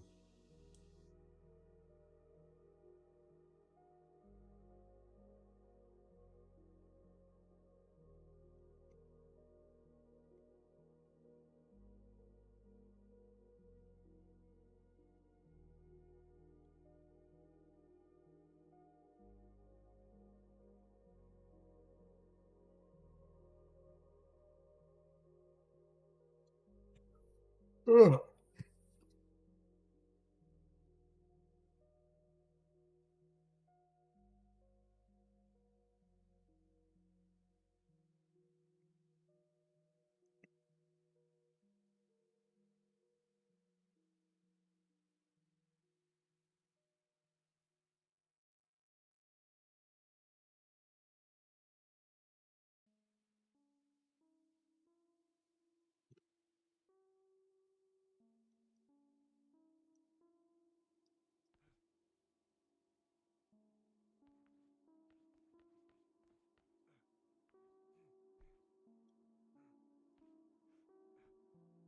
Thought so. I thought that was it.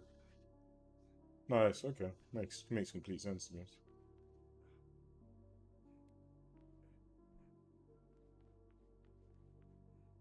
The crazy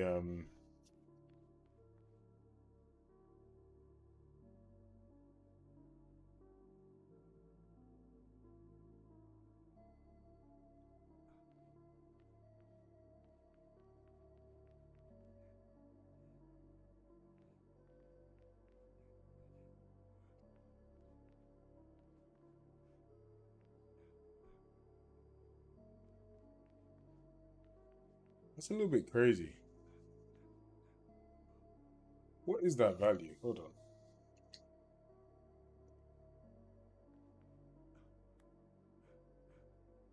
It's a big old drop. What is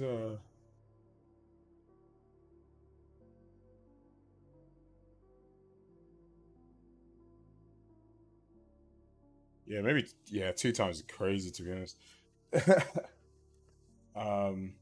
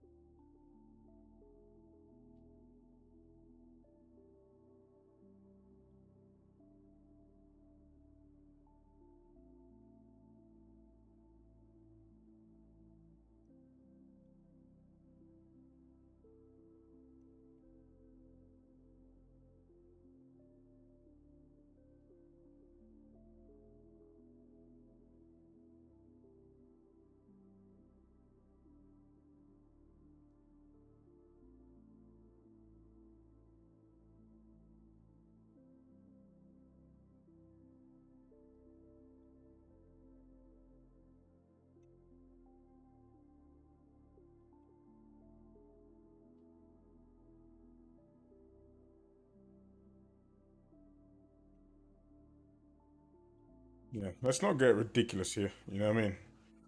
It's just a little bit too cuckoo for it to make any sense. I'll be honest with you. Yeah. I was like, what is 2.0 is crazy to. That's a scale of value. Okay, so that should fix that. Fingers crossed. And then with that fixed, then we can we can move on to splitting up. What time is it? It's 2. Need to post to get 5. Nice. Beautiful. Awesome, awesome, awesome.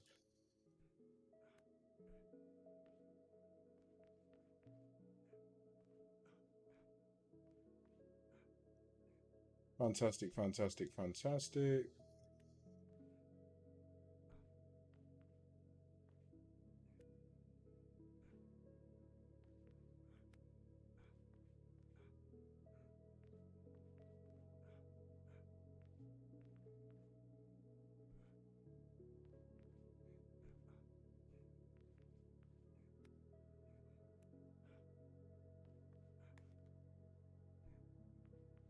Need to fix that too.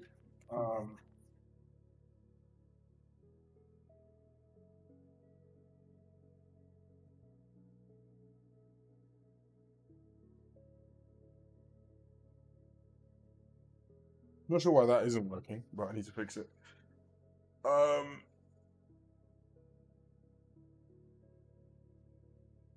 Yes. Let's yeah, let me, I'm gonna give myself a little timer on how long I have to fix it. I think I'm gonna give myself now until my food is ready, so about an hour.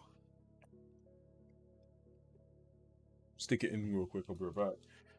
Let me check this in first, and then I'll stick this in because this has fixed a bunch of problems. All right, so what have we fixed this morning, afternoon? So we fixed fixes and improvements. Fix.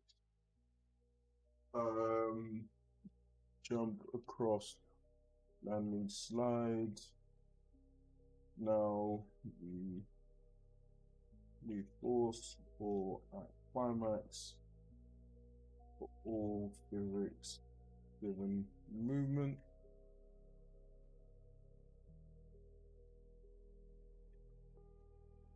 Fix.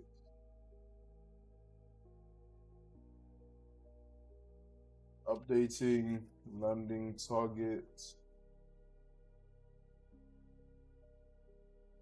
Separated landing update from general walking update.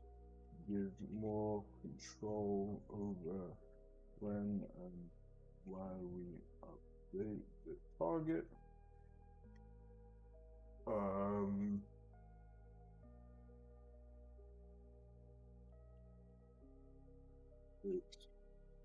Send landing walking.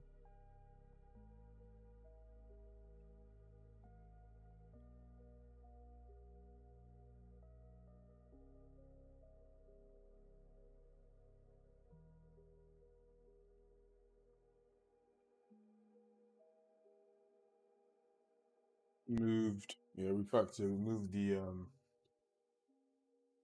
what was the refactor we did? Oh,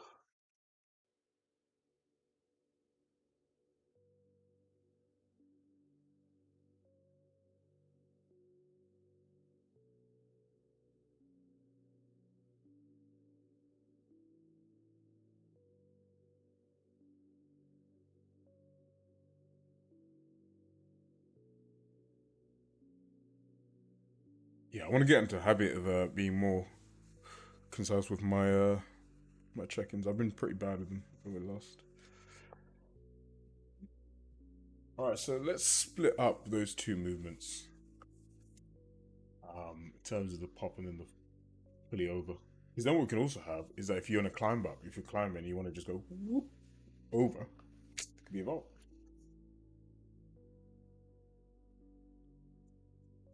I mean, interestingly,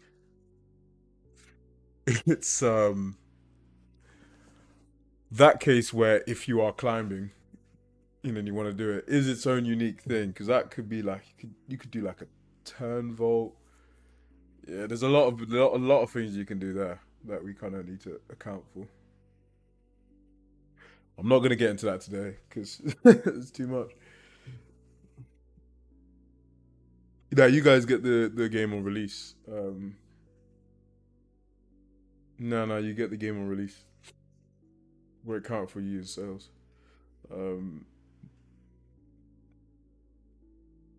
Yeah, no, you get the game on release. And what you get as well, we're gonna use you to test the game and get constant feedback. Because we want the people that do that to be the people that support the project, and you know, yeah. So you guys will test the game, make sure the thing is fun, make sure it plays well. Any new mechanics we add, we'll keep on doing updates and having you guys play it throughout. We're gonna close that soon, and then the next time people can play it will be Steam Early Access. Other than the backers will be the ones that can actually play the game throughout. So we'll keep doing updating, and then yeah. Then obviously as well with that, anyone who's a backer, will get obviously a bunch of in-game stuff once we release, maybe like an icon, multiplayer stuff like certain skins, stuff like that. But yeah, mainly you guys they get to be part of the journey. I don't think they realized we were going to close it off, but because we don't say anywhere that we're going to close it off, but we are going to close it off very soon. This is not me saying go ahead and buy it. Like, you obviously don't have to. Early access is, aim is by the end of this year to get one out on Steam, and we'll go into wishlist phase. But yeah, it's good because we have enough players now to really test the game and get a wide enough variety of like what's working, what's not. Like you want a couple thousand really, like to be able to be like, and obviously not everyone's gonna play it. So if you have like 50, it's like, yeah, that's good, but you want a wide variety of people really playing the game.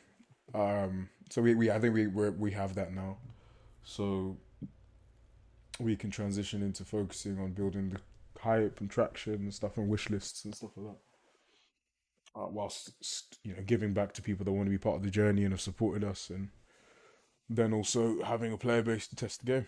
So, all right, let me fire you up.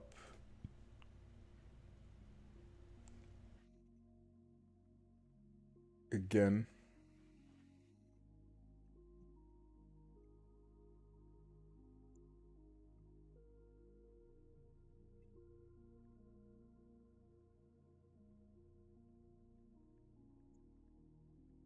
I'm also I like mentally note, just because I know who does. I always mentally note like who engages in the streams and stuff like that. Just like in the future we'll do something back for that too. I think it's just cool. I just know the faces and stuff. All right, I'm gonna quickly stick some food in so I can eat, and then we're gonna come back and we're gonna try split up. We're gonna give it an hour. We're gonna split up these two things. Fix the dive roll. Actually, we'll fix the dive roll not working first. Make sure the splats are all good, and then we'll split up the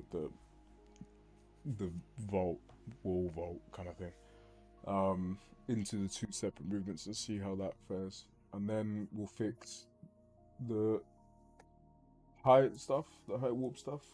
To be fair, actually, I might fix the height warp stuff for the secondary hit. Like, might do that secondary scale stuff first, and fix the dive rolls, and then the split it into two. No, appreciate it, Rinsman. Thank you for you obviously all the comments. I appreciate you engaging so much. It's cool.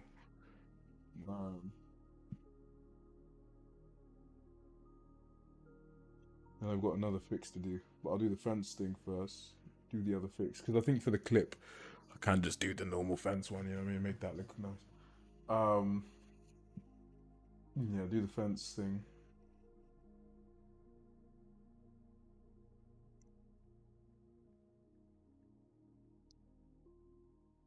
Oh, that's cool.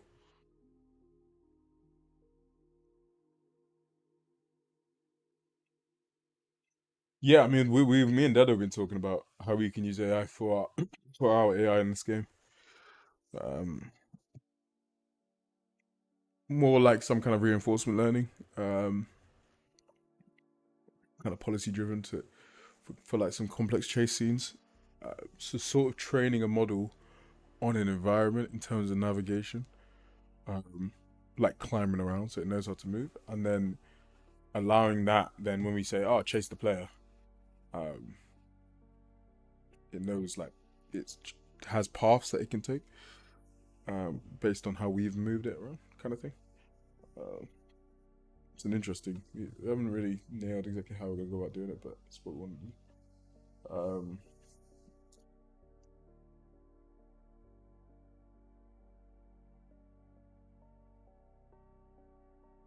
All right, let's do this. Be 2 sets. Be right.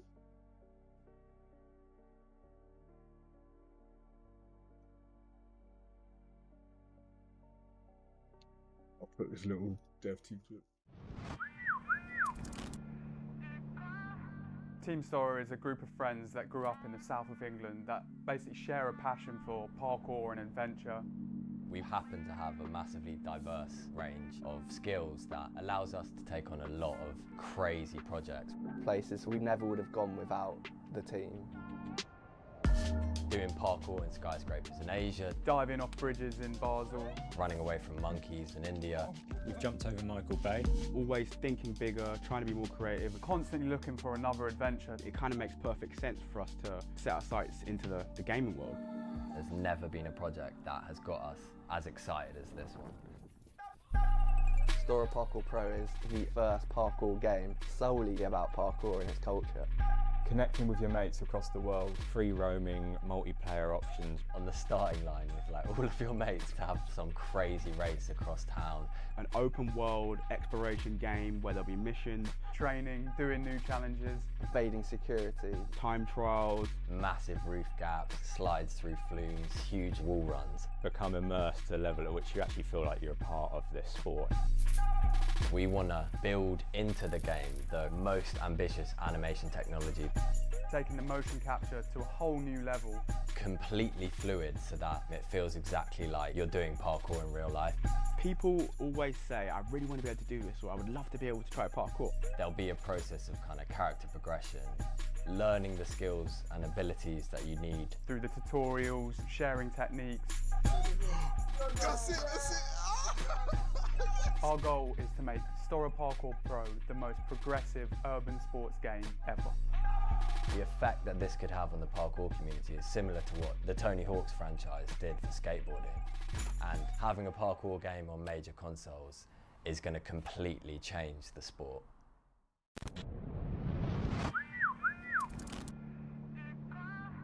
Team STORROR is a group of friends that grew up in the south of England that basically share a passion for parkour and adventure. We happen to have a massively diverse range of skills that allows us to take on a lot of crazy projects. Places we never would have gone without the team. Doing parkour in skyscrapers in Asia, Diving off bridges in Basel. running away from monkeys in India. We've jumped over Michael Bay.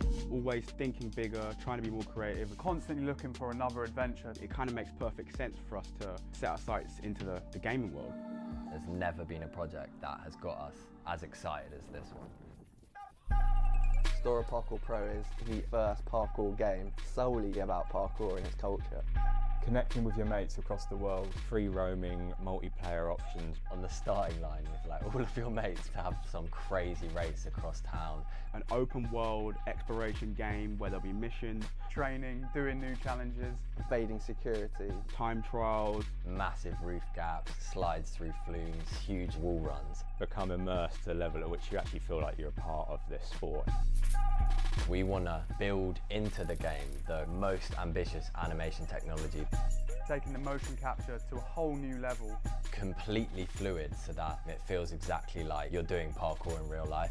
People always say, I really want to be able to do this, or I would love to be able to try parkour. There'll be a process of kind of character progression, learning the skills and abilities that you need. Through the tutorials, sharing techniques. That's it. Our goal is to make STORROR Parkour Pro the most progressive urban sports game ever. The effect that this could have on the parkour community is similar to what the Tony Hawk's franchise did for skateboarding. And having a parkour game on major consoles is going to completely change the sport.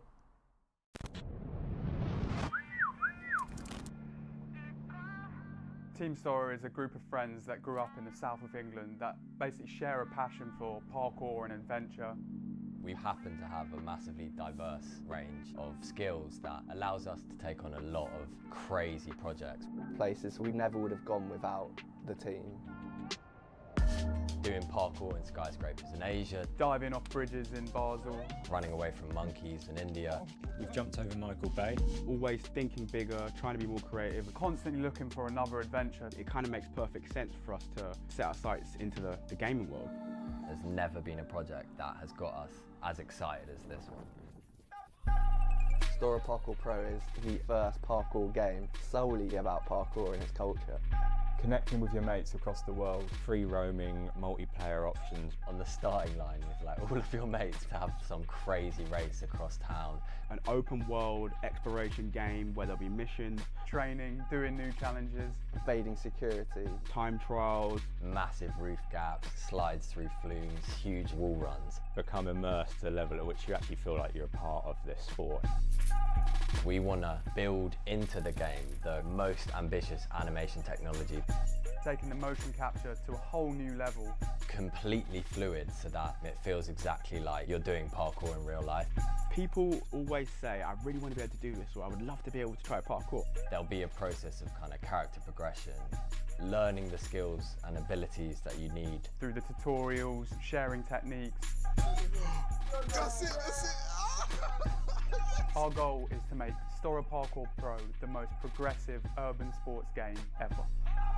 The effect that this could have on the parkour community is similar to what the Tony Hawk's franchise did for skateboarding. And having a parkour game on major consoles is going to completely change the sport.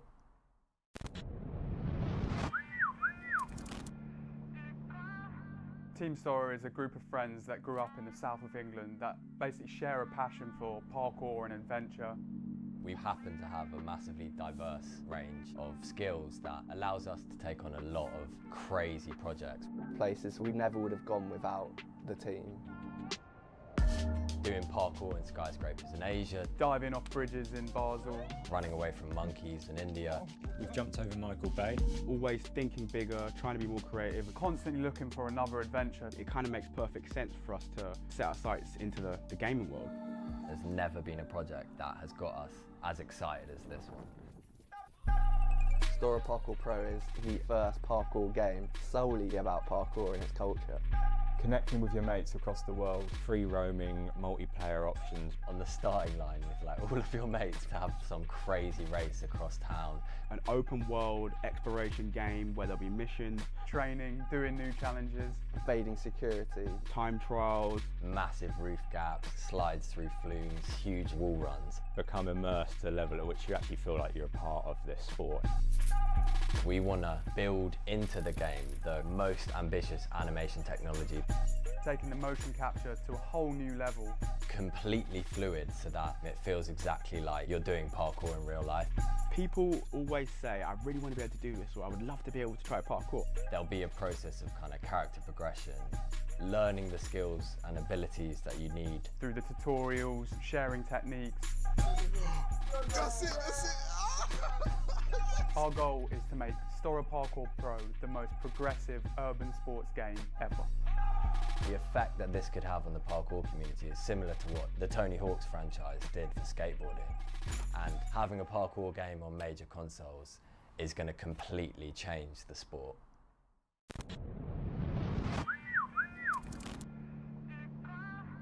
Team STORROR is a group of friends that grew up in the south of England that basically share a passion for parkour and adventure. We happen to have a massively diverse range of skills that allows us to take on a lot of crazy projects. Places we never would have gone without the team. Doing parkour in skyscrapers in Asia, Diving off bridges in Basel. running away from monkeys.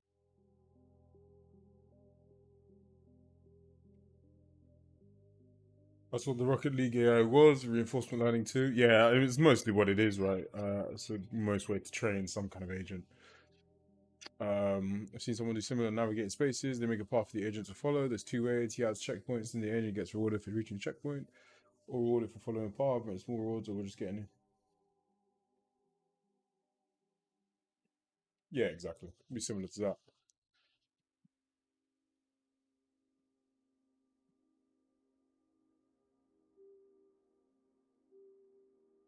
Oh, that's sweet. Wow. Maybe a little too sweet. It's nice though. Ooh, that's actually tasty. Okay. Let's fix bits and bobs. Let's fix the die rolls. Always bailing now for some reason. Whatever it is.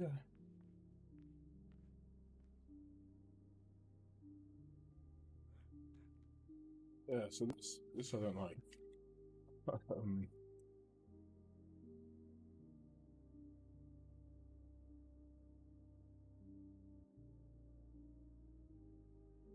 Whatever it is.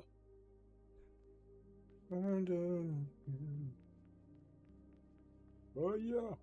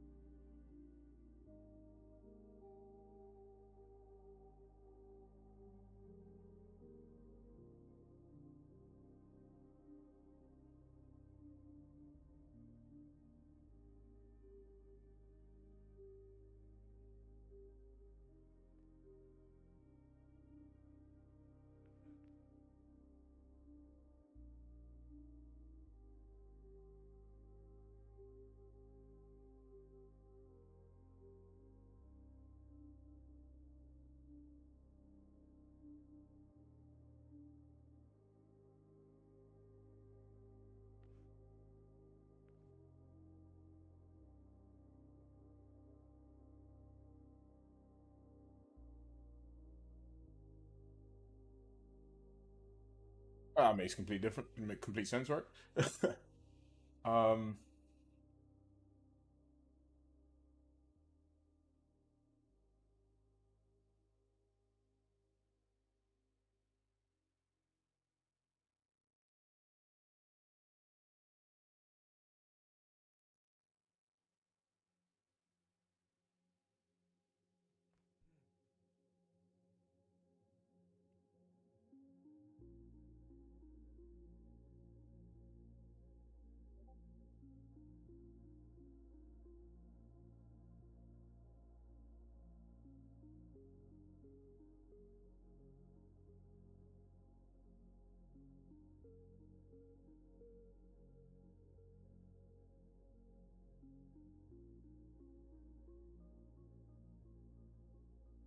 Oh, it's because it's onto.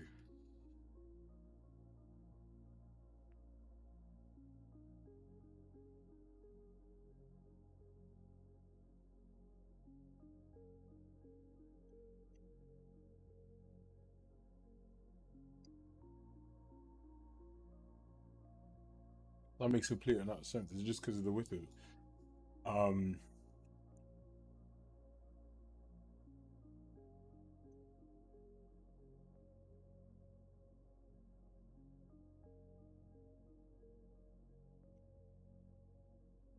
um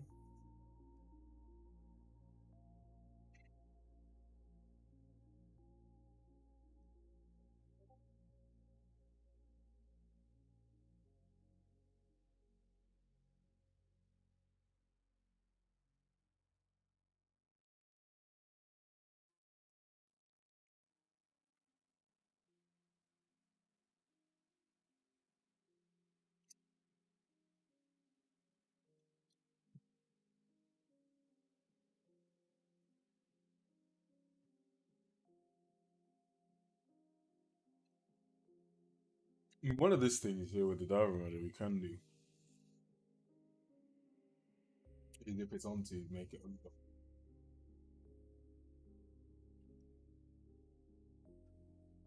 Issue here is that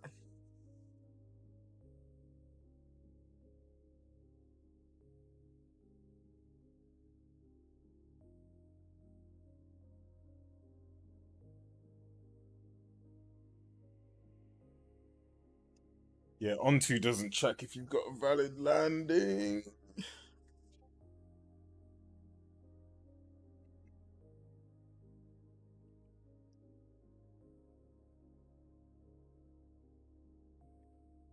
That's the only thing. It doesn't check if you've got a valid landing.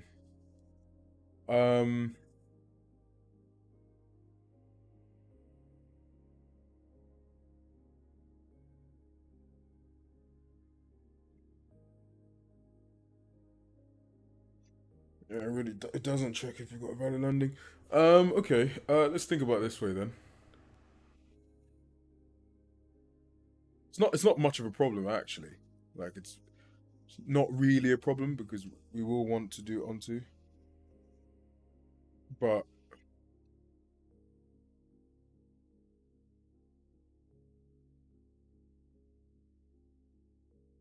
that was a little bit more unique in terms of assessing the surface width and thing and they'll decide. I mean, to be fair, it's the whole point of the reason why I did this as a virtual thing. So let's do virtual void value action context, right? And then let's say here, switch on the owner action context, right? And then let's just, we just have a singular case, the action context. We're jumping onto something. And then we'll say if the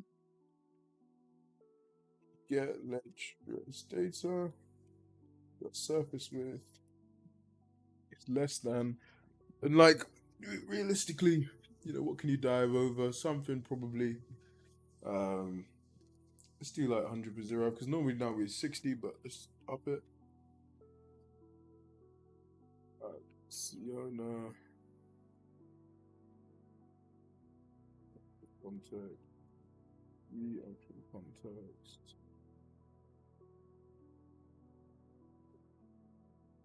Right. Break that. Right. I'm doing it as a switch because we might have other cases in the future, so I'll just leave it there. Right, and then that'll do that. So let's fire that up. See what. This is just a bit of a whatever case. I think realistically,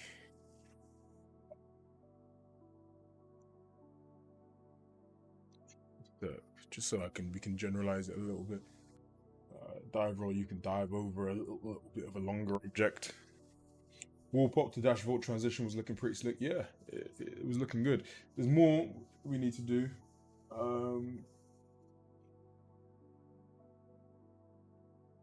In terms of, that's one of the next things we're gonna do. We just got one more fix to make, and then we're gonna actually separate the two. Well, it kind of depends on time.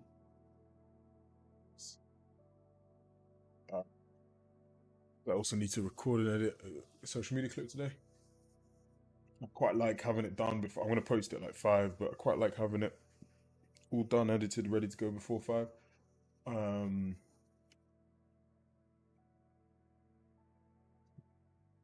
Might do that first. Might do that last. Not sure. I'll definitely do this next. The fixing the height warp for the double vaults, double movements. I think that should take me 5-10 minutes. And once that's fixed, I don't know. Either the splitting the two could either take me 20 minutes or take me an hour or 2 hours. It wouldn't take me more than like a couple hours, like 2 hours most. I don't even think it'd take me an hour, 2 minutes. Should be taking like 20 minutes. But it just depends how robust I want to make that. Do I just want to say, okay, just for a wall pop at hand rest, you can fire off a. Actually, when you think about it,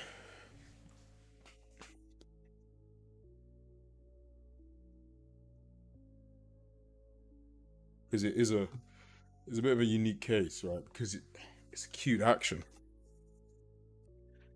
Because then I say, at hand rest, you can trigger a cute action.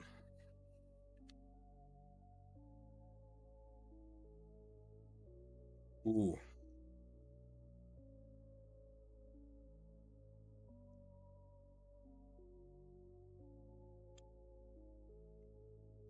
And it's a maybe I call it a climb vault. Maybe I handle it uniquely, slightly separately from the vault.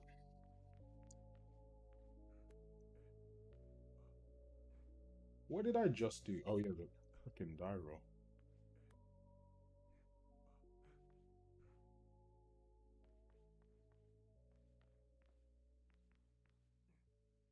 There you go. Very cool.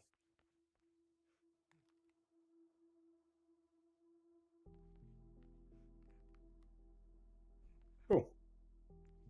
It's a pretty straightforward case to fix, really. I kind of had a feeling it would be the case.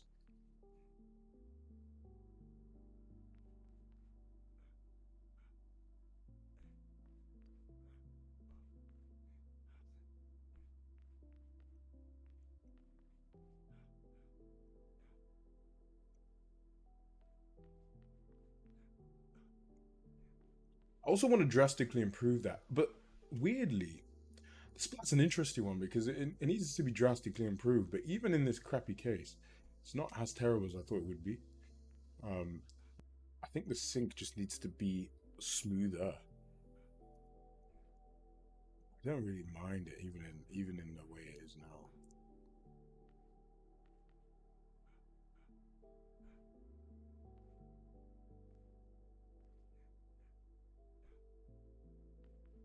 All right, cool. That's the dive all fixed. What's up with this? So let's fix this height nonsense and the double movements. It's just for the vault for now.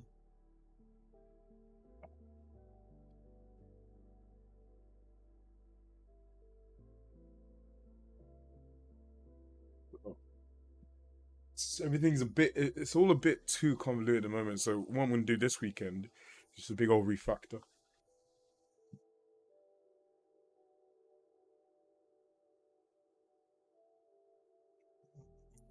Are you talking about like, yeah, the surfaces you can't vote? Well, yeah, I think it'd have to be like, we'd have to look at the actual trace data and be like, okay, can you clear the thing and yada yada yada. Like it would have to be an over case, right? In terms of the thing. You'll see. We'll do it now. Like your action context, you'd have to be vaulting over something, climbing over something in this case, to be able to actually like go ahead and do that. But yeah, we'll see now in a sec. It's kind of all set up for that case. So that will filter out that action context. So then when it says, oh, pick an animation, potentially you may also vault onto. So you might climb and then do like a little dash and then sit on the wall, or do like a climb, speed step in. And like, there's a couple ways now we can transition your exits out of climbs. And if it's over, you can go over it and then fall. Then we need to look at a couple things. The tricky thing there, which is what's going to make it longer, is that technically you can go over it full, like transition to full physics falling, or actually, you know, let's whoop the animation to get to the ground. So really that secondary vault has a case for, it's going to take me more than an hour, has a case for from the handrest. No, for sure. It has a case from the handrest to the landing is what the case is. So you got a handrest here and then you want to land down there. Tricky thing is, well, I guess really you have takeoff to handrest, which is where you come. Well, no, really, you have your thing to your takeoff. Do you? No, you've got takeoff to handrest, which is so you go in from the animation, you take off. We'll have a little bit of a pose match up until the point in which where you're pulling it through. Pose match and then to handrest, which is when you pull through and your hands go back on the wall or whatever. And then you've got your handrest to your land, which we need to sync. Couple things there. No, don't apologize. No, we're both doing this together. Couple things there that may need a bit of a jiggity. Might be more complex than I'm think. As I think about it more, I'm thinking of more cases I need to account for. But no, this weekend, this is good now. Yeah, this weekend I'm gonna clean up all of this code. So hopefully, come Monday, it's all looking really beautiful. I've got a trip with some mates, so I'm gonna sort out. All right, let's sort out this sec before I grab some food.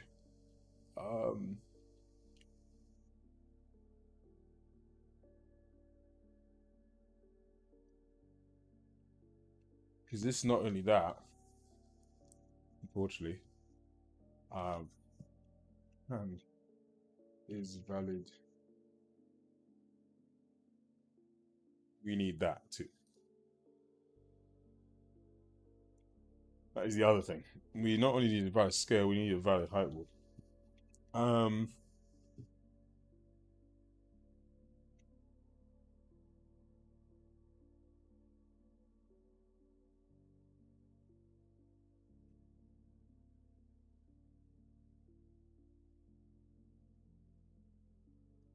think it's actually going to be quite easy.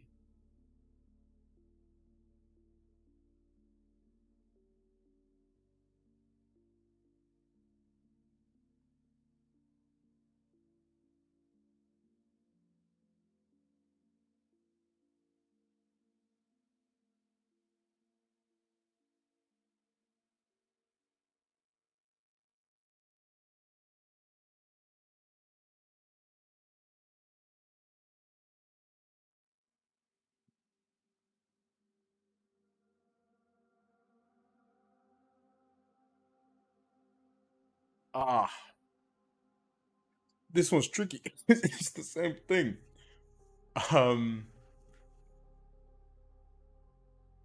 Crap.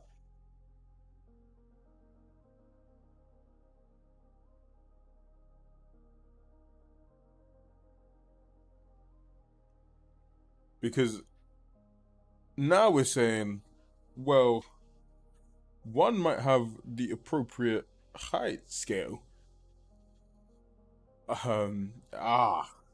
It's actually hard than I thought. So now we've got the issue of this, right? In terms of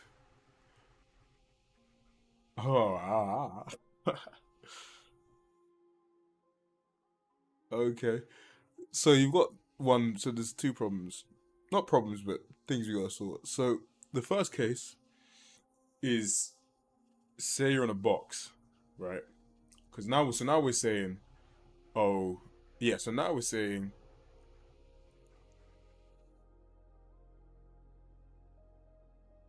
okay, so yeah, so now we're saying, right, we've got a valid height. We need to check that it's got a valid height warp, right? Which means I can adjust the Z of the motion, right? There's two cases, however. I'm either going to another ledge or I'm going to the edge of the surface, right? Now, if I say the other ledge has a valid one, cool, but so does my surface, because I already know that, right?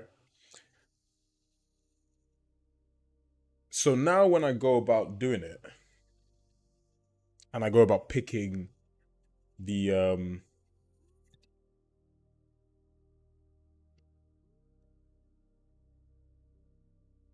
yeah, so now when I go about doing it, and I go about picking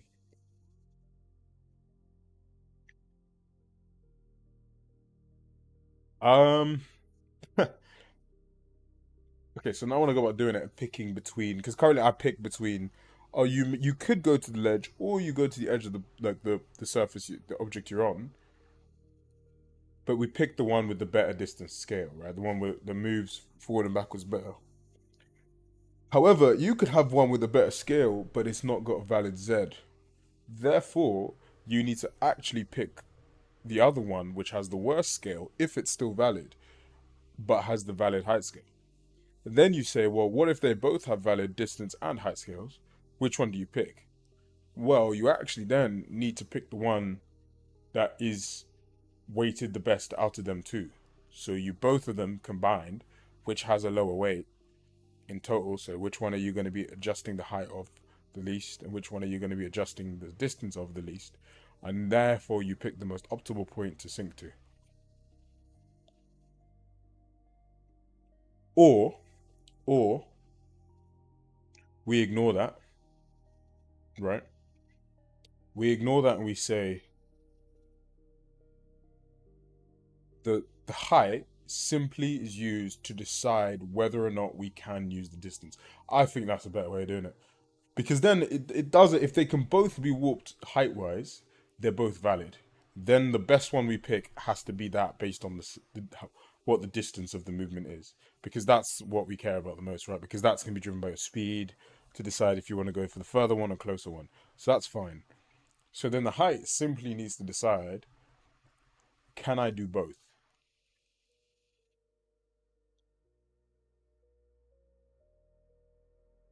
Can I do both?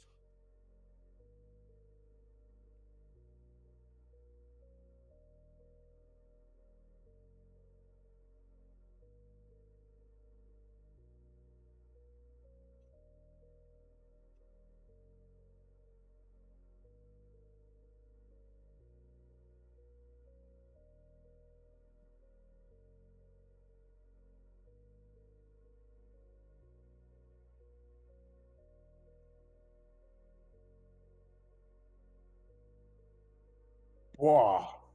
That also being said, we know the object is of the same height. No. We do need to check it.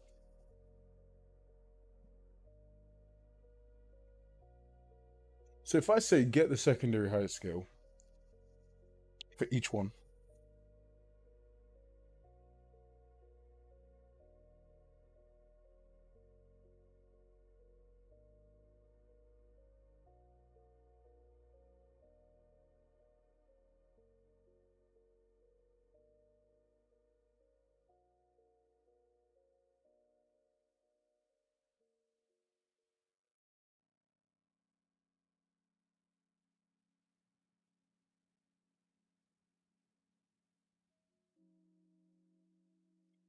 What if we said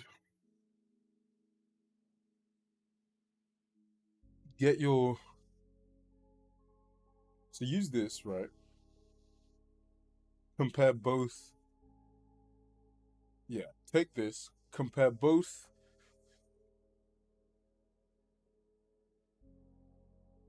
Okay, how about this? Okay, what about this?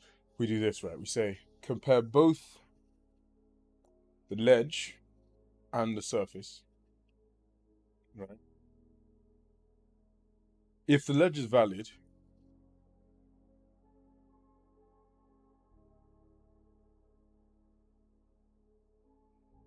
because I want to treat them independent, and I don't want to have to pass one value that gets set somewhere else into either one of them. So what we'll do here is this value will decide whether or not solely the secondary ledge is valid. The surface we decide on, we assume that surface is flat, right? And it's not like a do, right? We always say, actually, yeah, no, regardless, you're going to be able to do that, right? Okay. Yeah, okay. So we assume that it's always valid. Now we say, okay, your height scale we're going to use from your secondary ledge. But we're only going to say if that's valid or not if we yeah, because you're not doing that. Yeah, you're not doing any of that nonsense. Yeah, the only case that's going to happen where you're voting downside is if you have a secondary ledge. So that's fine. So what we'll say here is if you are doing a secondary ledge sink, your secondary height validity will be determined by the secondary ledge height scale. Otherwise, you do have a valid one. So it's literally this.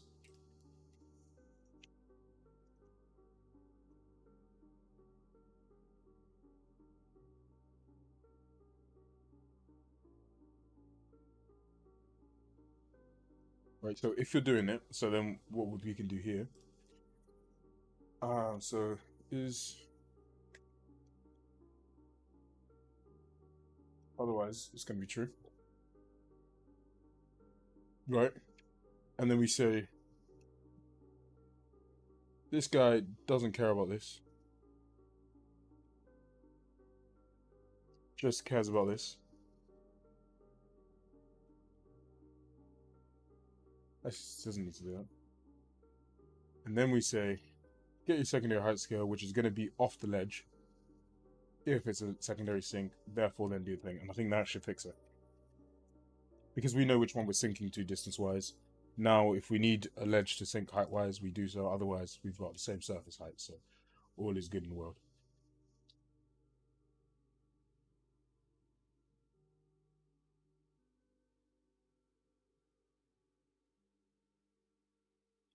Oh, to be fair, I could just separate them into two functions, to be honest, and say, is it a valid secondary height scale or is it a valid secondary surface width scale? It's really it, isn't it? It's just separated into two.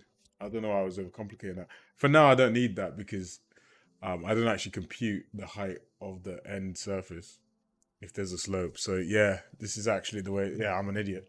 It's just this, right? I decide this. Therefore, then whichever one to decide, check the case. Yeah, I'm an idiot. Yeah, I'm an idiot.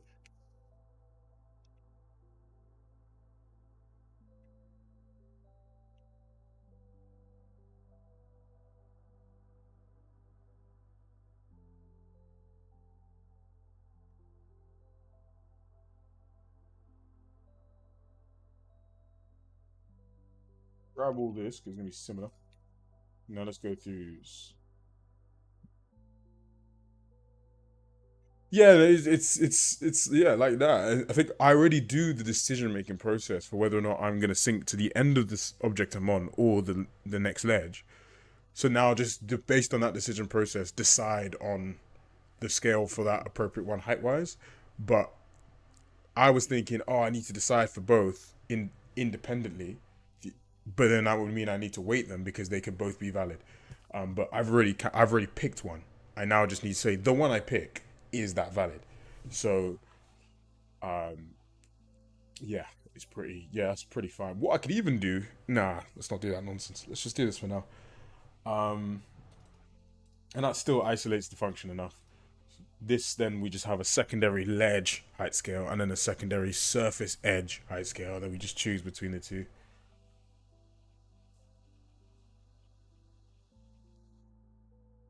Yeah, so that's a Kong pre. Yeah, it would have to, yeah, the kind of vote you do would have to change, I think, if we wanted to preserve that beautiful movement. Because this is the thing, like the tricky bit with making it fully like look beautiful, is that a lot of the movement decisions are made beforehand, right? So a lot of the like, what am I gonna, like a double Kong, for example, if I play now, he's doing a double Kong as he's running in. So for example, this, right? So if we look here, see these 3 steps before, like these 2 steps, this is all part of the double Kong. Now you could say, like the first vault, right? Your body positioning, you send it so far before, and it's a key thing that we were talking about how can we make the game and step it up. You know, like you can definitely like isolate the movement, right? And say, oh, you just do a vault, and then in the vault you transition to a double vault. But it doesn't work like that because you just look at, especially when Toby does it, he's the perfect example. Like he's sending it for this double, the way he takes off, the way he like the initial vault, he's like head first going into the first vault. You know what I mean? So the motion is so hard to isolate in that way to make that decision late. Like so the input will be like a double flick up, right? So if I go like flick, right? if you want that beautiful transition in, you need to make that decision beforehand. So, for example, here, I actually think potentially it could be like left grab, flick, flick to do the Kong grab, right? Or Kong pre, yeah, Kong arm grab. With the same logic, right? Because when you'll see that if he does a Kong thing, the first vault he's positioning himself already to, like, when you go through it, the more and more you see it, is like you see how the motion is one, like you think about ahead. Like, now there's things in which you can make that decision at real time, like in the moment, right? So like splats, for example, you make that decision beforehand. A climb grab, like you jump and then grab, you can make that decision in the moment. Splats, you can make it in the moment because that's we're willing to sacrifice that for the immersiveness. Whereas this, the whole movement changes if you don't make the thing in the moment. Do you know what I mean? The only other option then is to generalize the movement so much, but then you lose all of the beauty about what makes that movement special. So if the double Kong, for example, you could either like Kong out, right? So Kong and fall, or you could Kong grab. You've lost the double Kong. It's not actually a double Kong. You've lost all the things that make it such a beautiful movement. Whereas if you say, actually, you know what, I want to Kong pre to land on my feet, for example. So if I do this, I forgot to flick, and I want to land on my feet on the ledge, the launch trajectory is completely different. He'll pull his legs through first so that he can get them through, lean in. There's just so many things that change in the mechanics of the movement that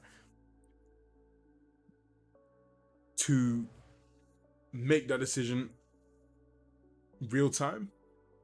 Well, when I say real time, I mean during the movement is it's really tricky. I don't think you'll get that same level of feeling in terms of what that looks so beautiful. I felt it.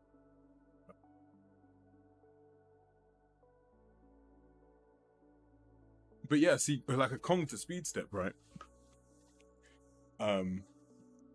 We can capture that. And then the flick is, then your input is what? So you'd maybe then a flick up, flick right. Would do like a Kong speed step. And you have all those ways to then chain it together and yada yada. But yet there's just, like the motion looks like it's meant to, it looks like a double Kong, not a Kong that then transitioned to another Kong. You know what I mean? It can be subtle, but it's enough for me to be like, nah. And then you've got blending issues in there, and then it's a bunch of. This potentially could be the way in the future, right? For sure. But I think for now, the first thing is just like, yeah, let's get you inputting it nicely, it feeling good, and doing the cool movement. Okay, so.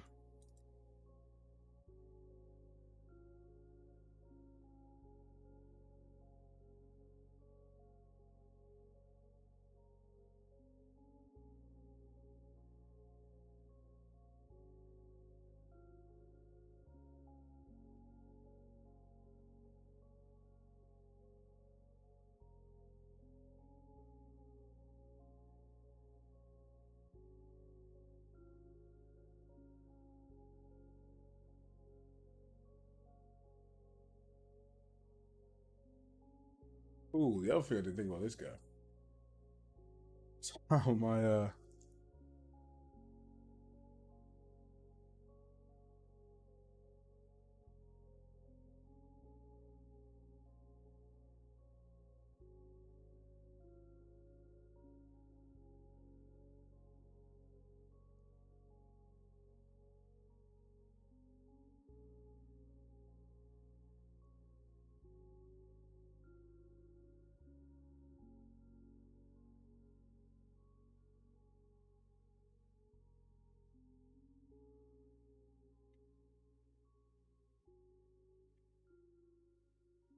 So that's the height of the ledge.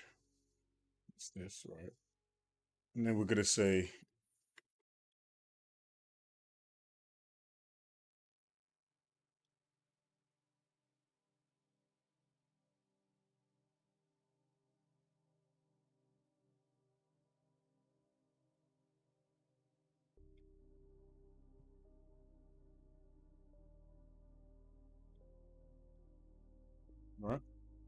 let me say,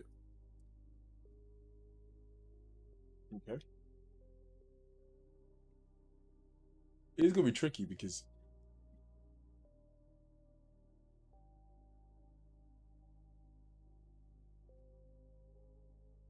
what's gonna be tricky here.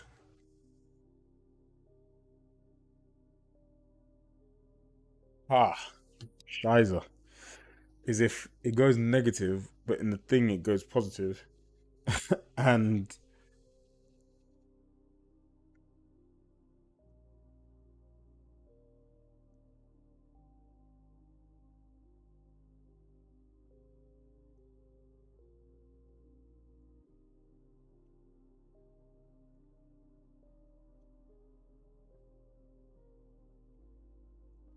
yeah, positive and negative values, this will change stuff around. Because if I say, if for example the animation is seemingly on the same level, right? So if the animation is, it seems like it's on the same level, right? Then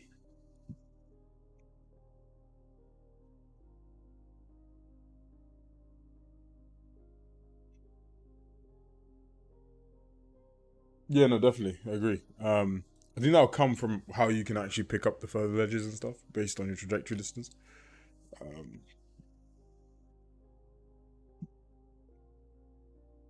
uh, so I think because we have the case where say your two ledges are flat, but the animation one is like a centimeter below, that immediately gives it a negative offset, right? So now, for example, the height offset could be -1, for example. Then in the animation, the height offset could be +1. Now, the two to sync up are actually very, very close. They're near enough the same thing. It really doesn't matter. Um, However, the scale will be negative. Therefore, it does matter. Additionally,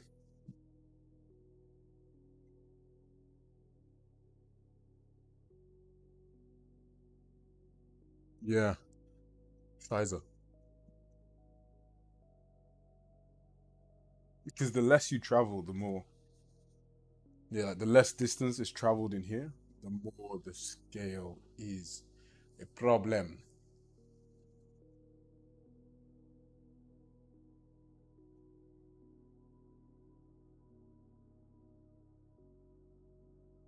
You know what I mean? Like,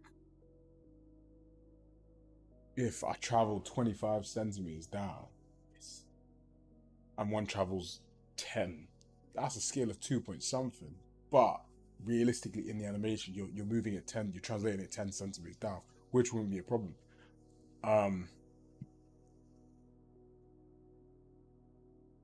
I almost think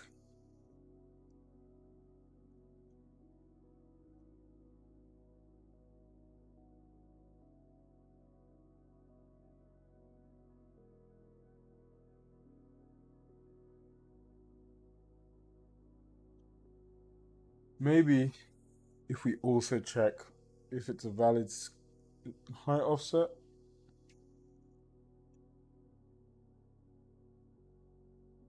So it's we either have a valid secondary height scale or we have a valid secondary height offset. And then the height offset is the same thing. Like, if the difference between the thing is like 50 or something, so it goes up 10 and goes down 30, you can adjust that. That's probably the way to do it. Um,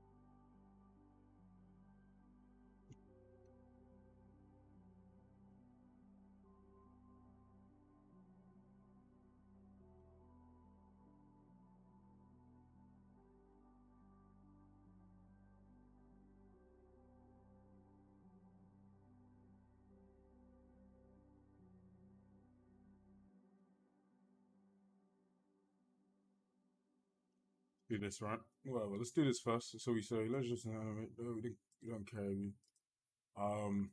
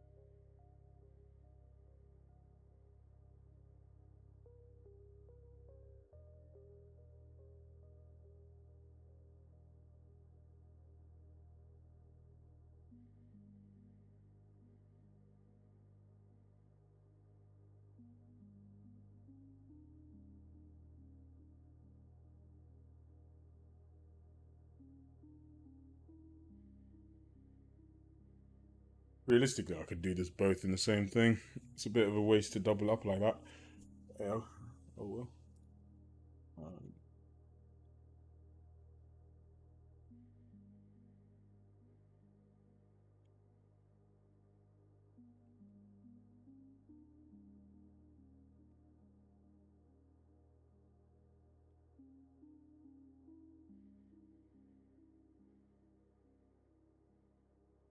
Then, if this works, then we need to also then fix the detection anyway for the ledge, for the secondary ledge.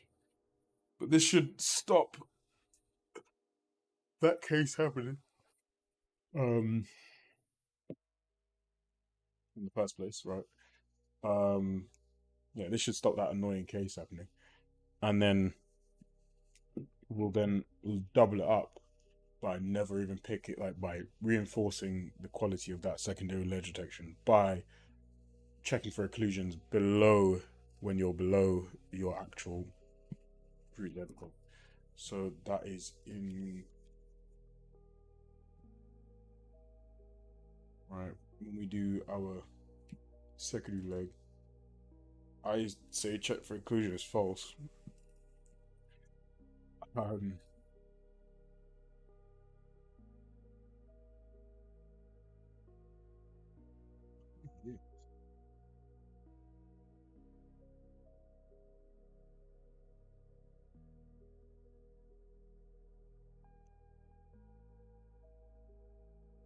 I think realistically, because I think we go up down. I think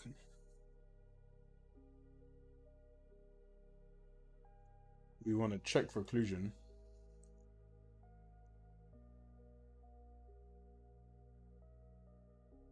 It's a tricky case because we do want to check for occlusion, but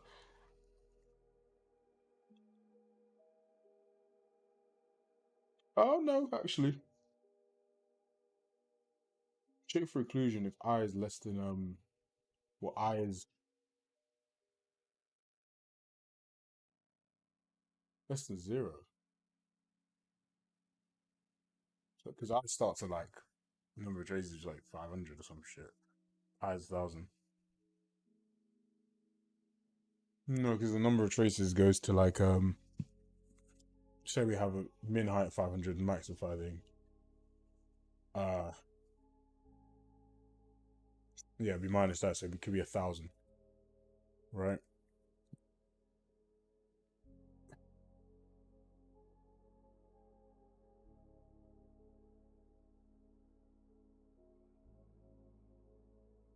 And then we go down wherever the height is. So I think what it is I is less. Because the minimum height could be negative, right?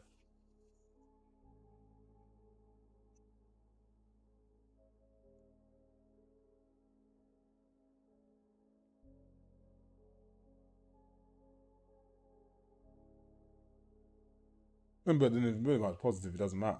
Because what I'm saying is that when it hits 0, I need to not check for occlusion. Yeah. Check for occlusion if I less than the max. Right, ledge height. So I will be 1,000. It'll go all the way down to 500 or 50. Say I is 10. It'll go down to 1. And it goes 0. Don't check for occlusion anymore. I think I'll do it.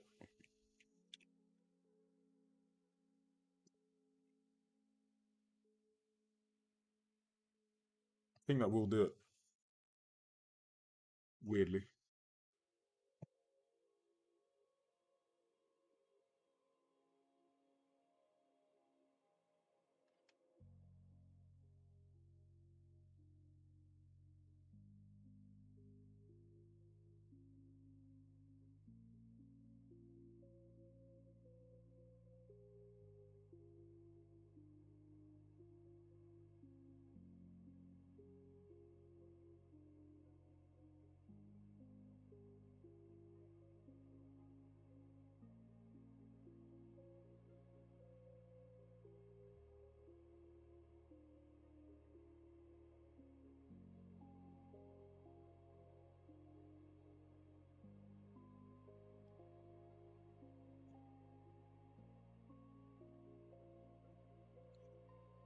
gotta get my food, man.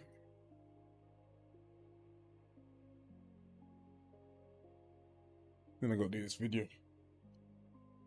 Oh, hope this works.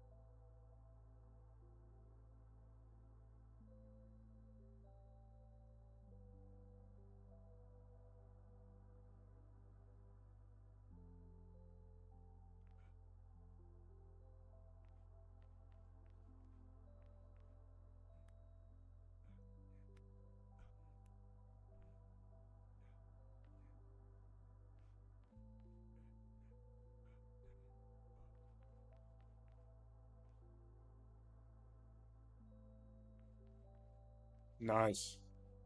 Does fix the problem. Boom, boom. Awesome. Love it. I love it. I love it. I love it. Nice. Ah, wicked. That solves the exact issue I was having. Because it was kept picking up the ledge below, but now it doesn't because it... Yeah, awesome. So now, if I say, hypothetically, if I move this guy down to like here...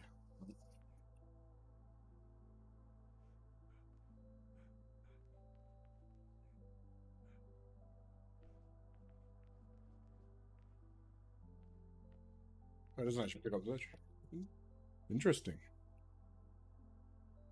Let's go to like here. Maybe it might have been too small to classify as a ledge, to be fair.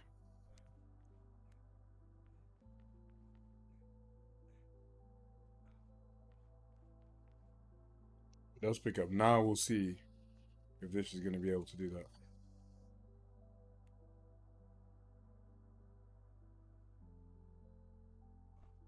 Ooh, that's kind of cool. Didn't know if that was going to work, but I'm guessing that's because it has a valid height scale. Ooh, that's cool. Kind of cool, actually. Wow.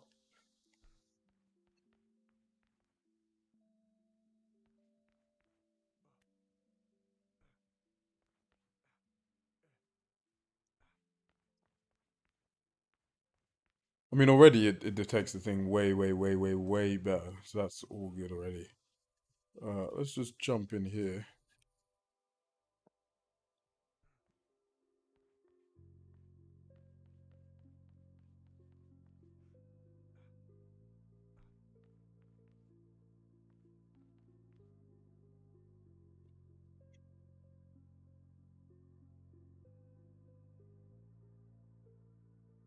That's false. Interesting.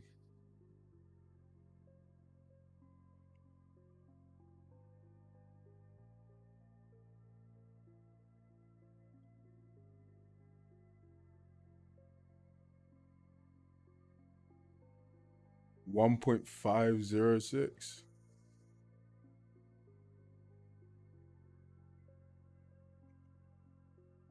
Unsure about that.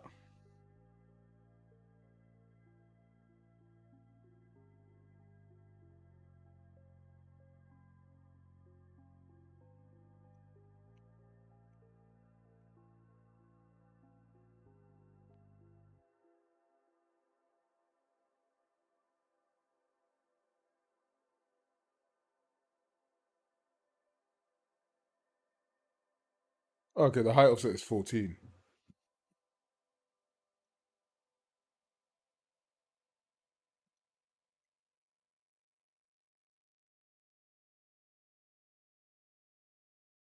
Okay, there we go. Yeah, so it's 14 value, and that's less than the...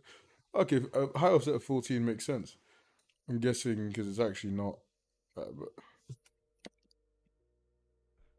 yeah, wicked.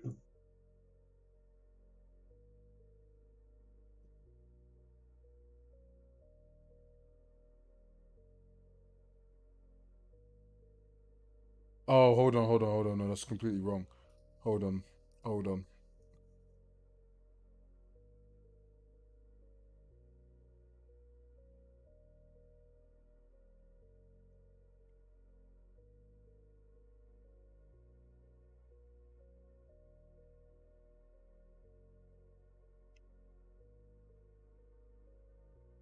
Completely wrong. I'm not sure what it was doing there.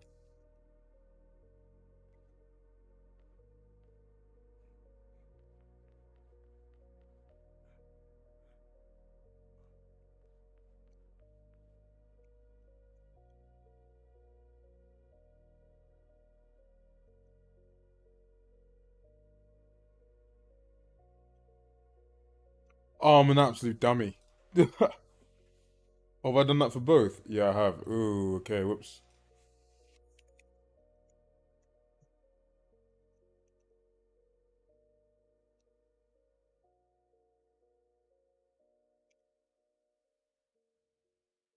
Oh, 2 seconds.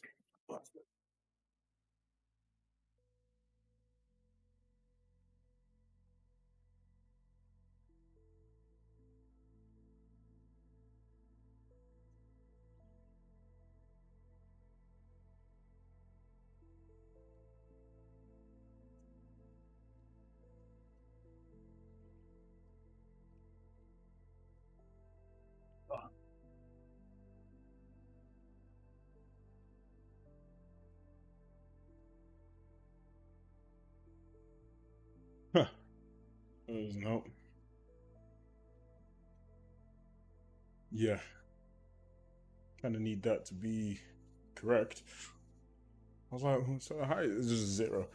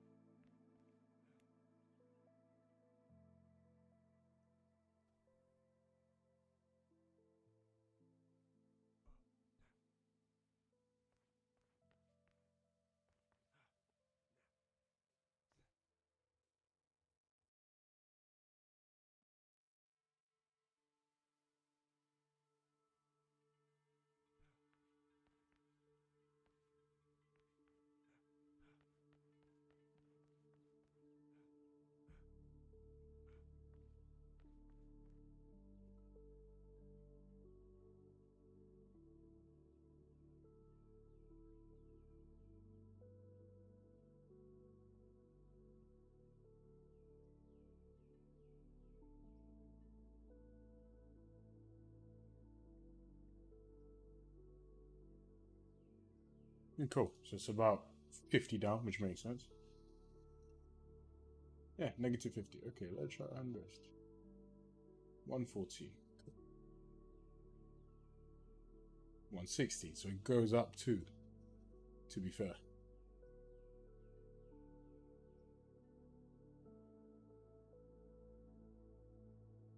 Yeah, so it's a very small one. So therefore, the offset here really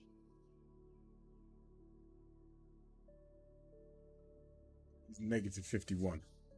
Right, you'd have to go down 51. Cool, that's correct. So the offset is 50. Fantastic. Go in here. We don't have that, which makes complete sense. We do have this, however.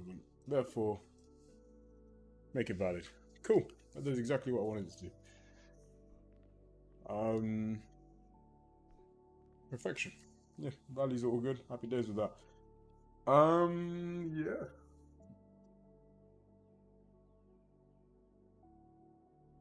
I mean, I think the main thing that's really good there is it's really fixed the occlusional stuff, like checking below a certain point for an occlusion. Like if you're up, yeah, you don't need to check for occlusion, but if you're down, you do. And then now we also know.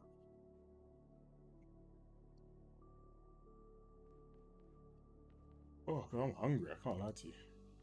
All right, I'm gonna get some food. Yeah, it looks as though now the secondary check is a lot more stable. And now if I shot like that, yeah, way more stable. Cool. Boom, boom, boom. Oh, that's quite cool. All right, cool, perfect.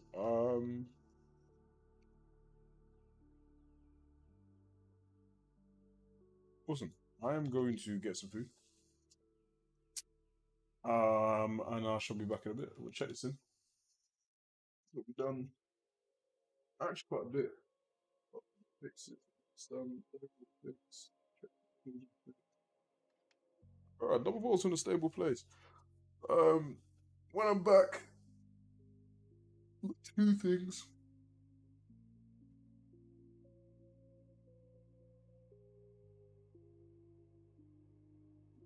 Out some root rotation stuff with the vaulting off, and then we've got to split up the fence hop into the two.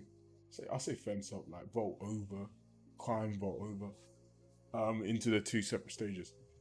And then that's us, I think, or like today. That would have been a good day. Yeah. All right, guys. Give a couple hours. I'll be back in a bit. Grab some food, chill. I'm gonna be back. We'll do some more layer. And I'm gonna record, edit,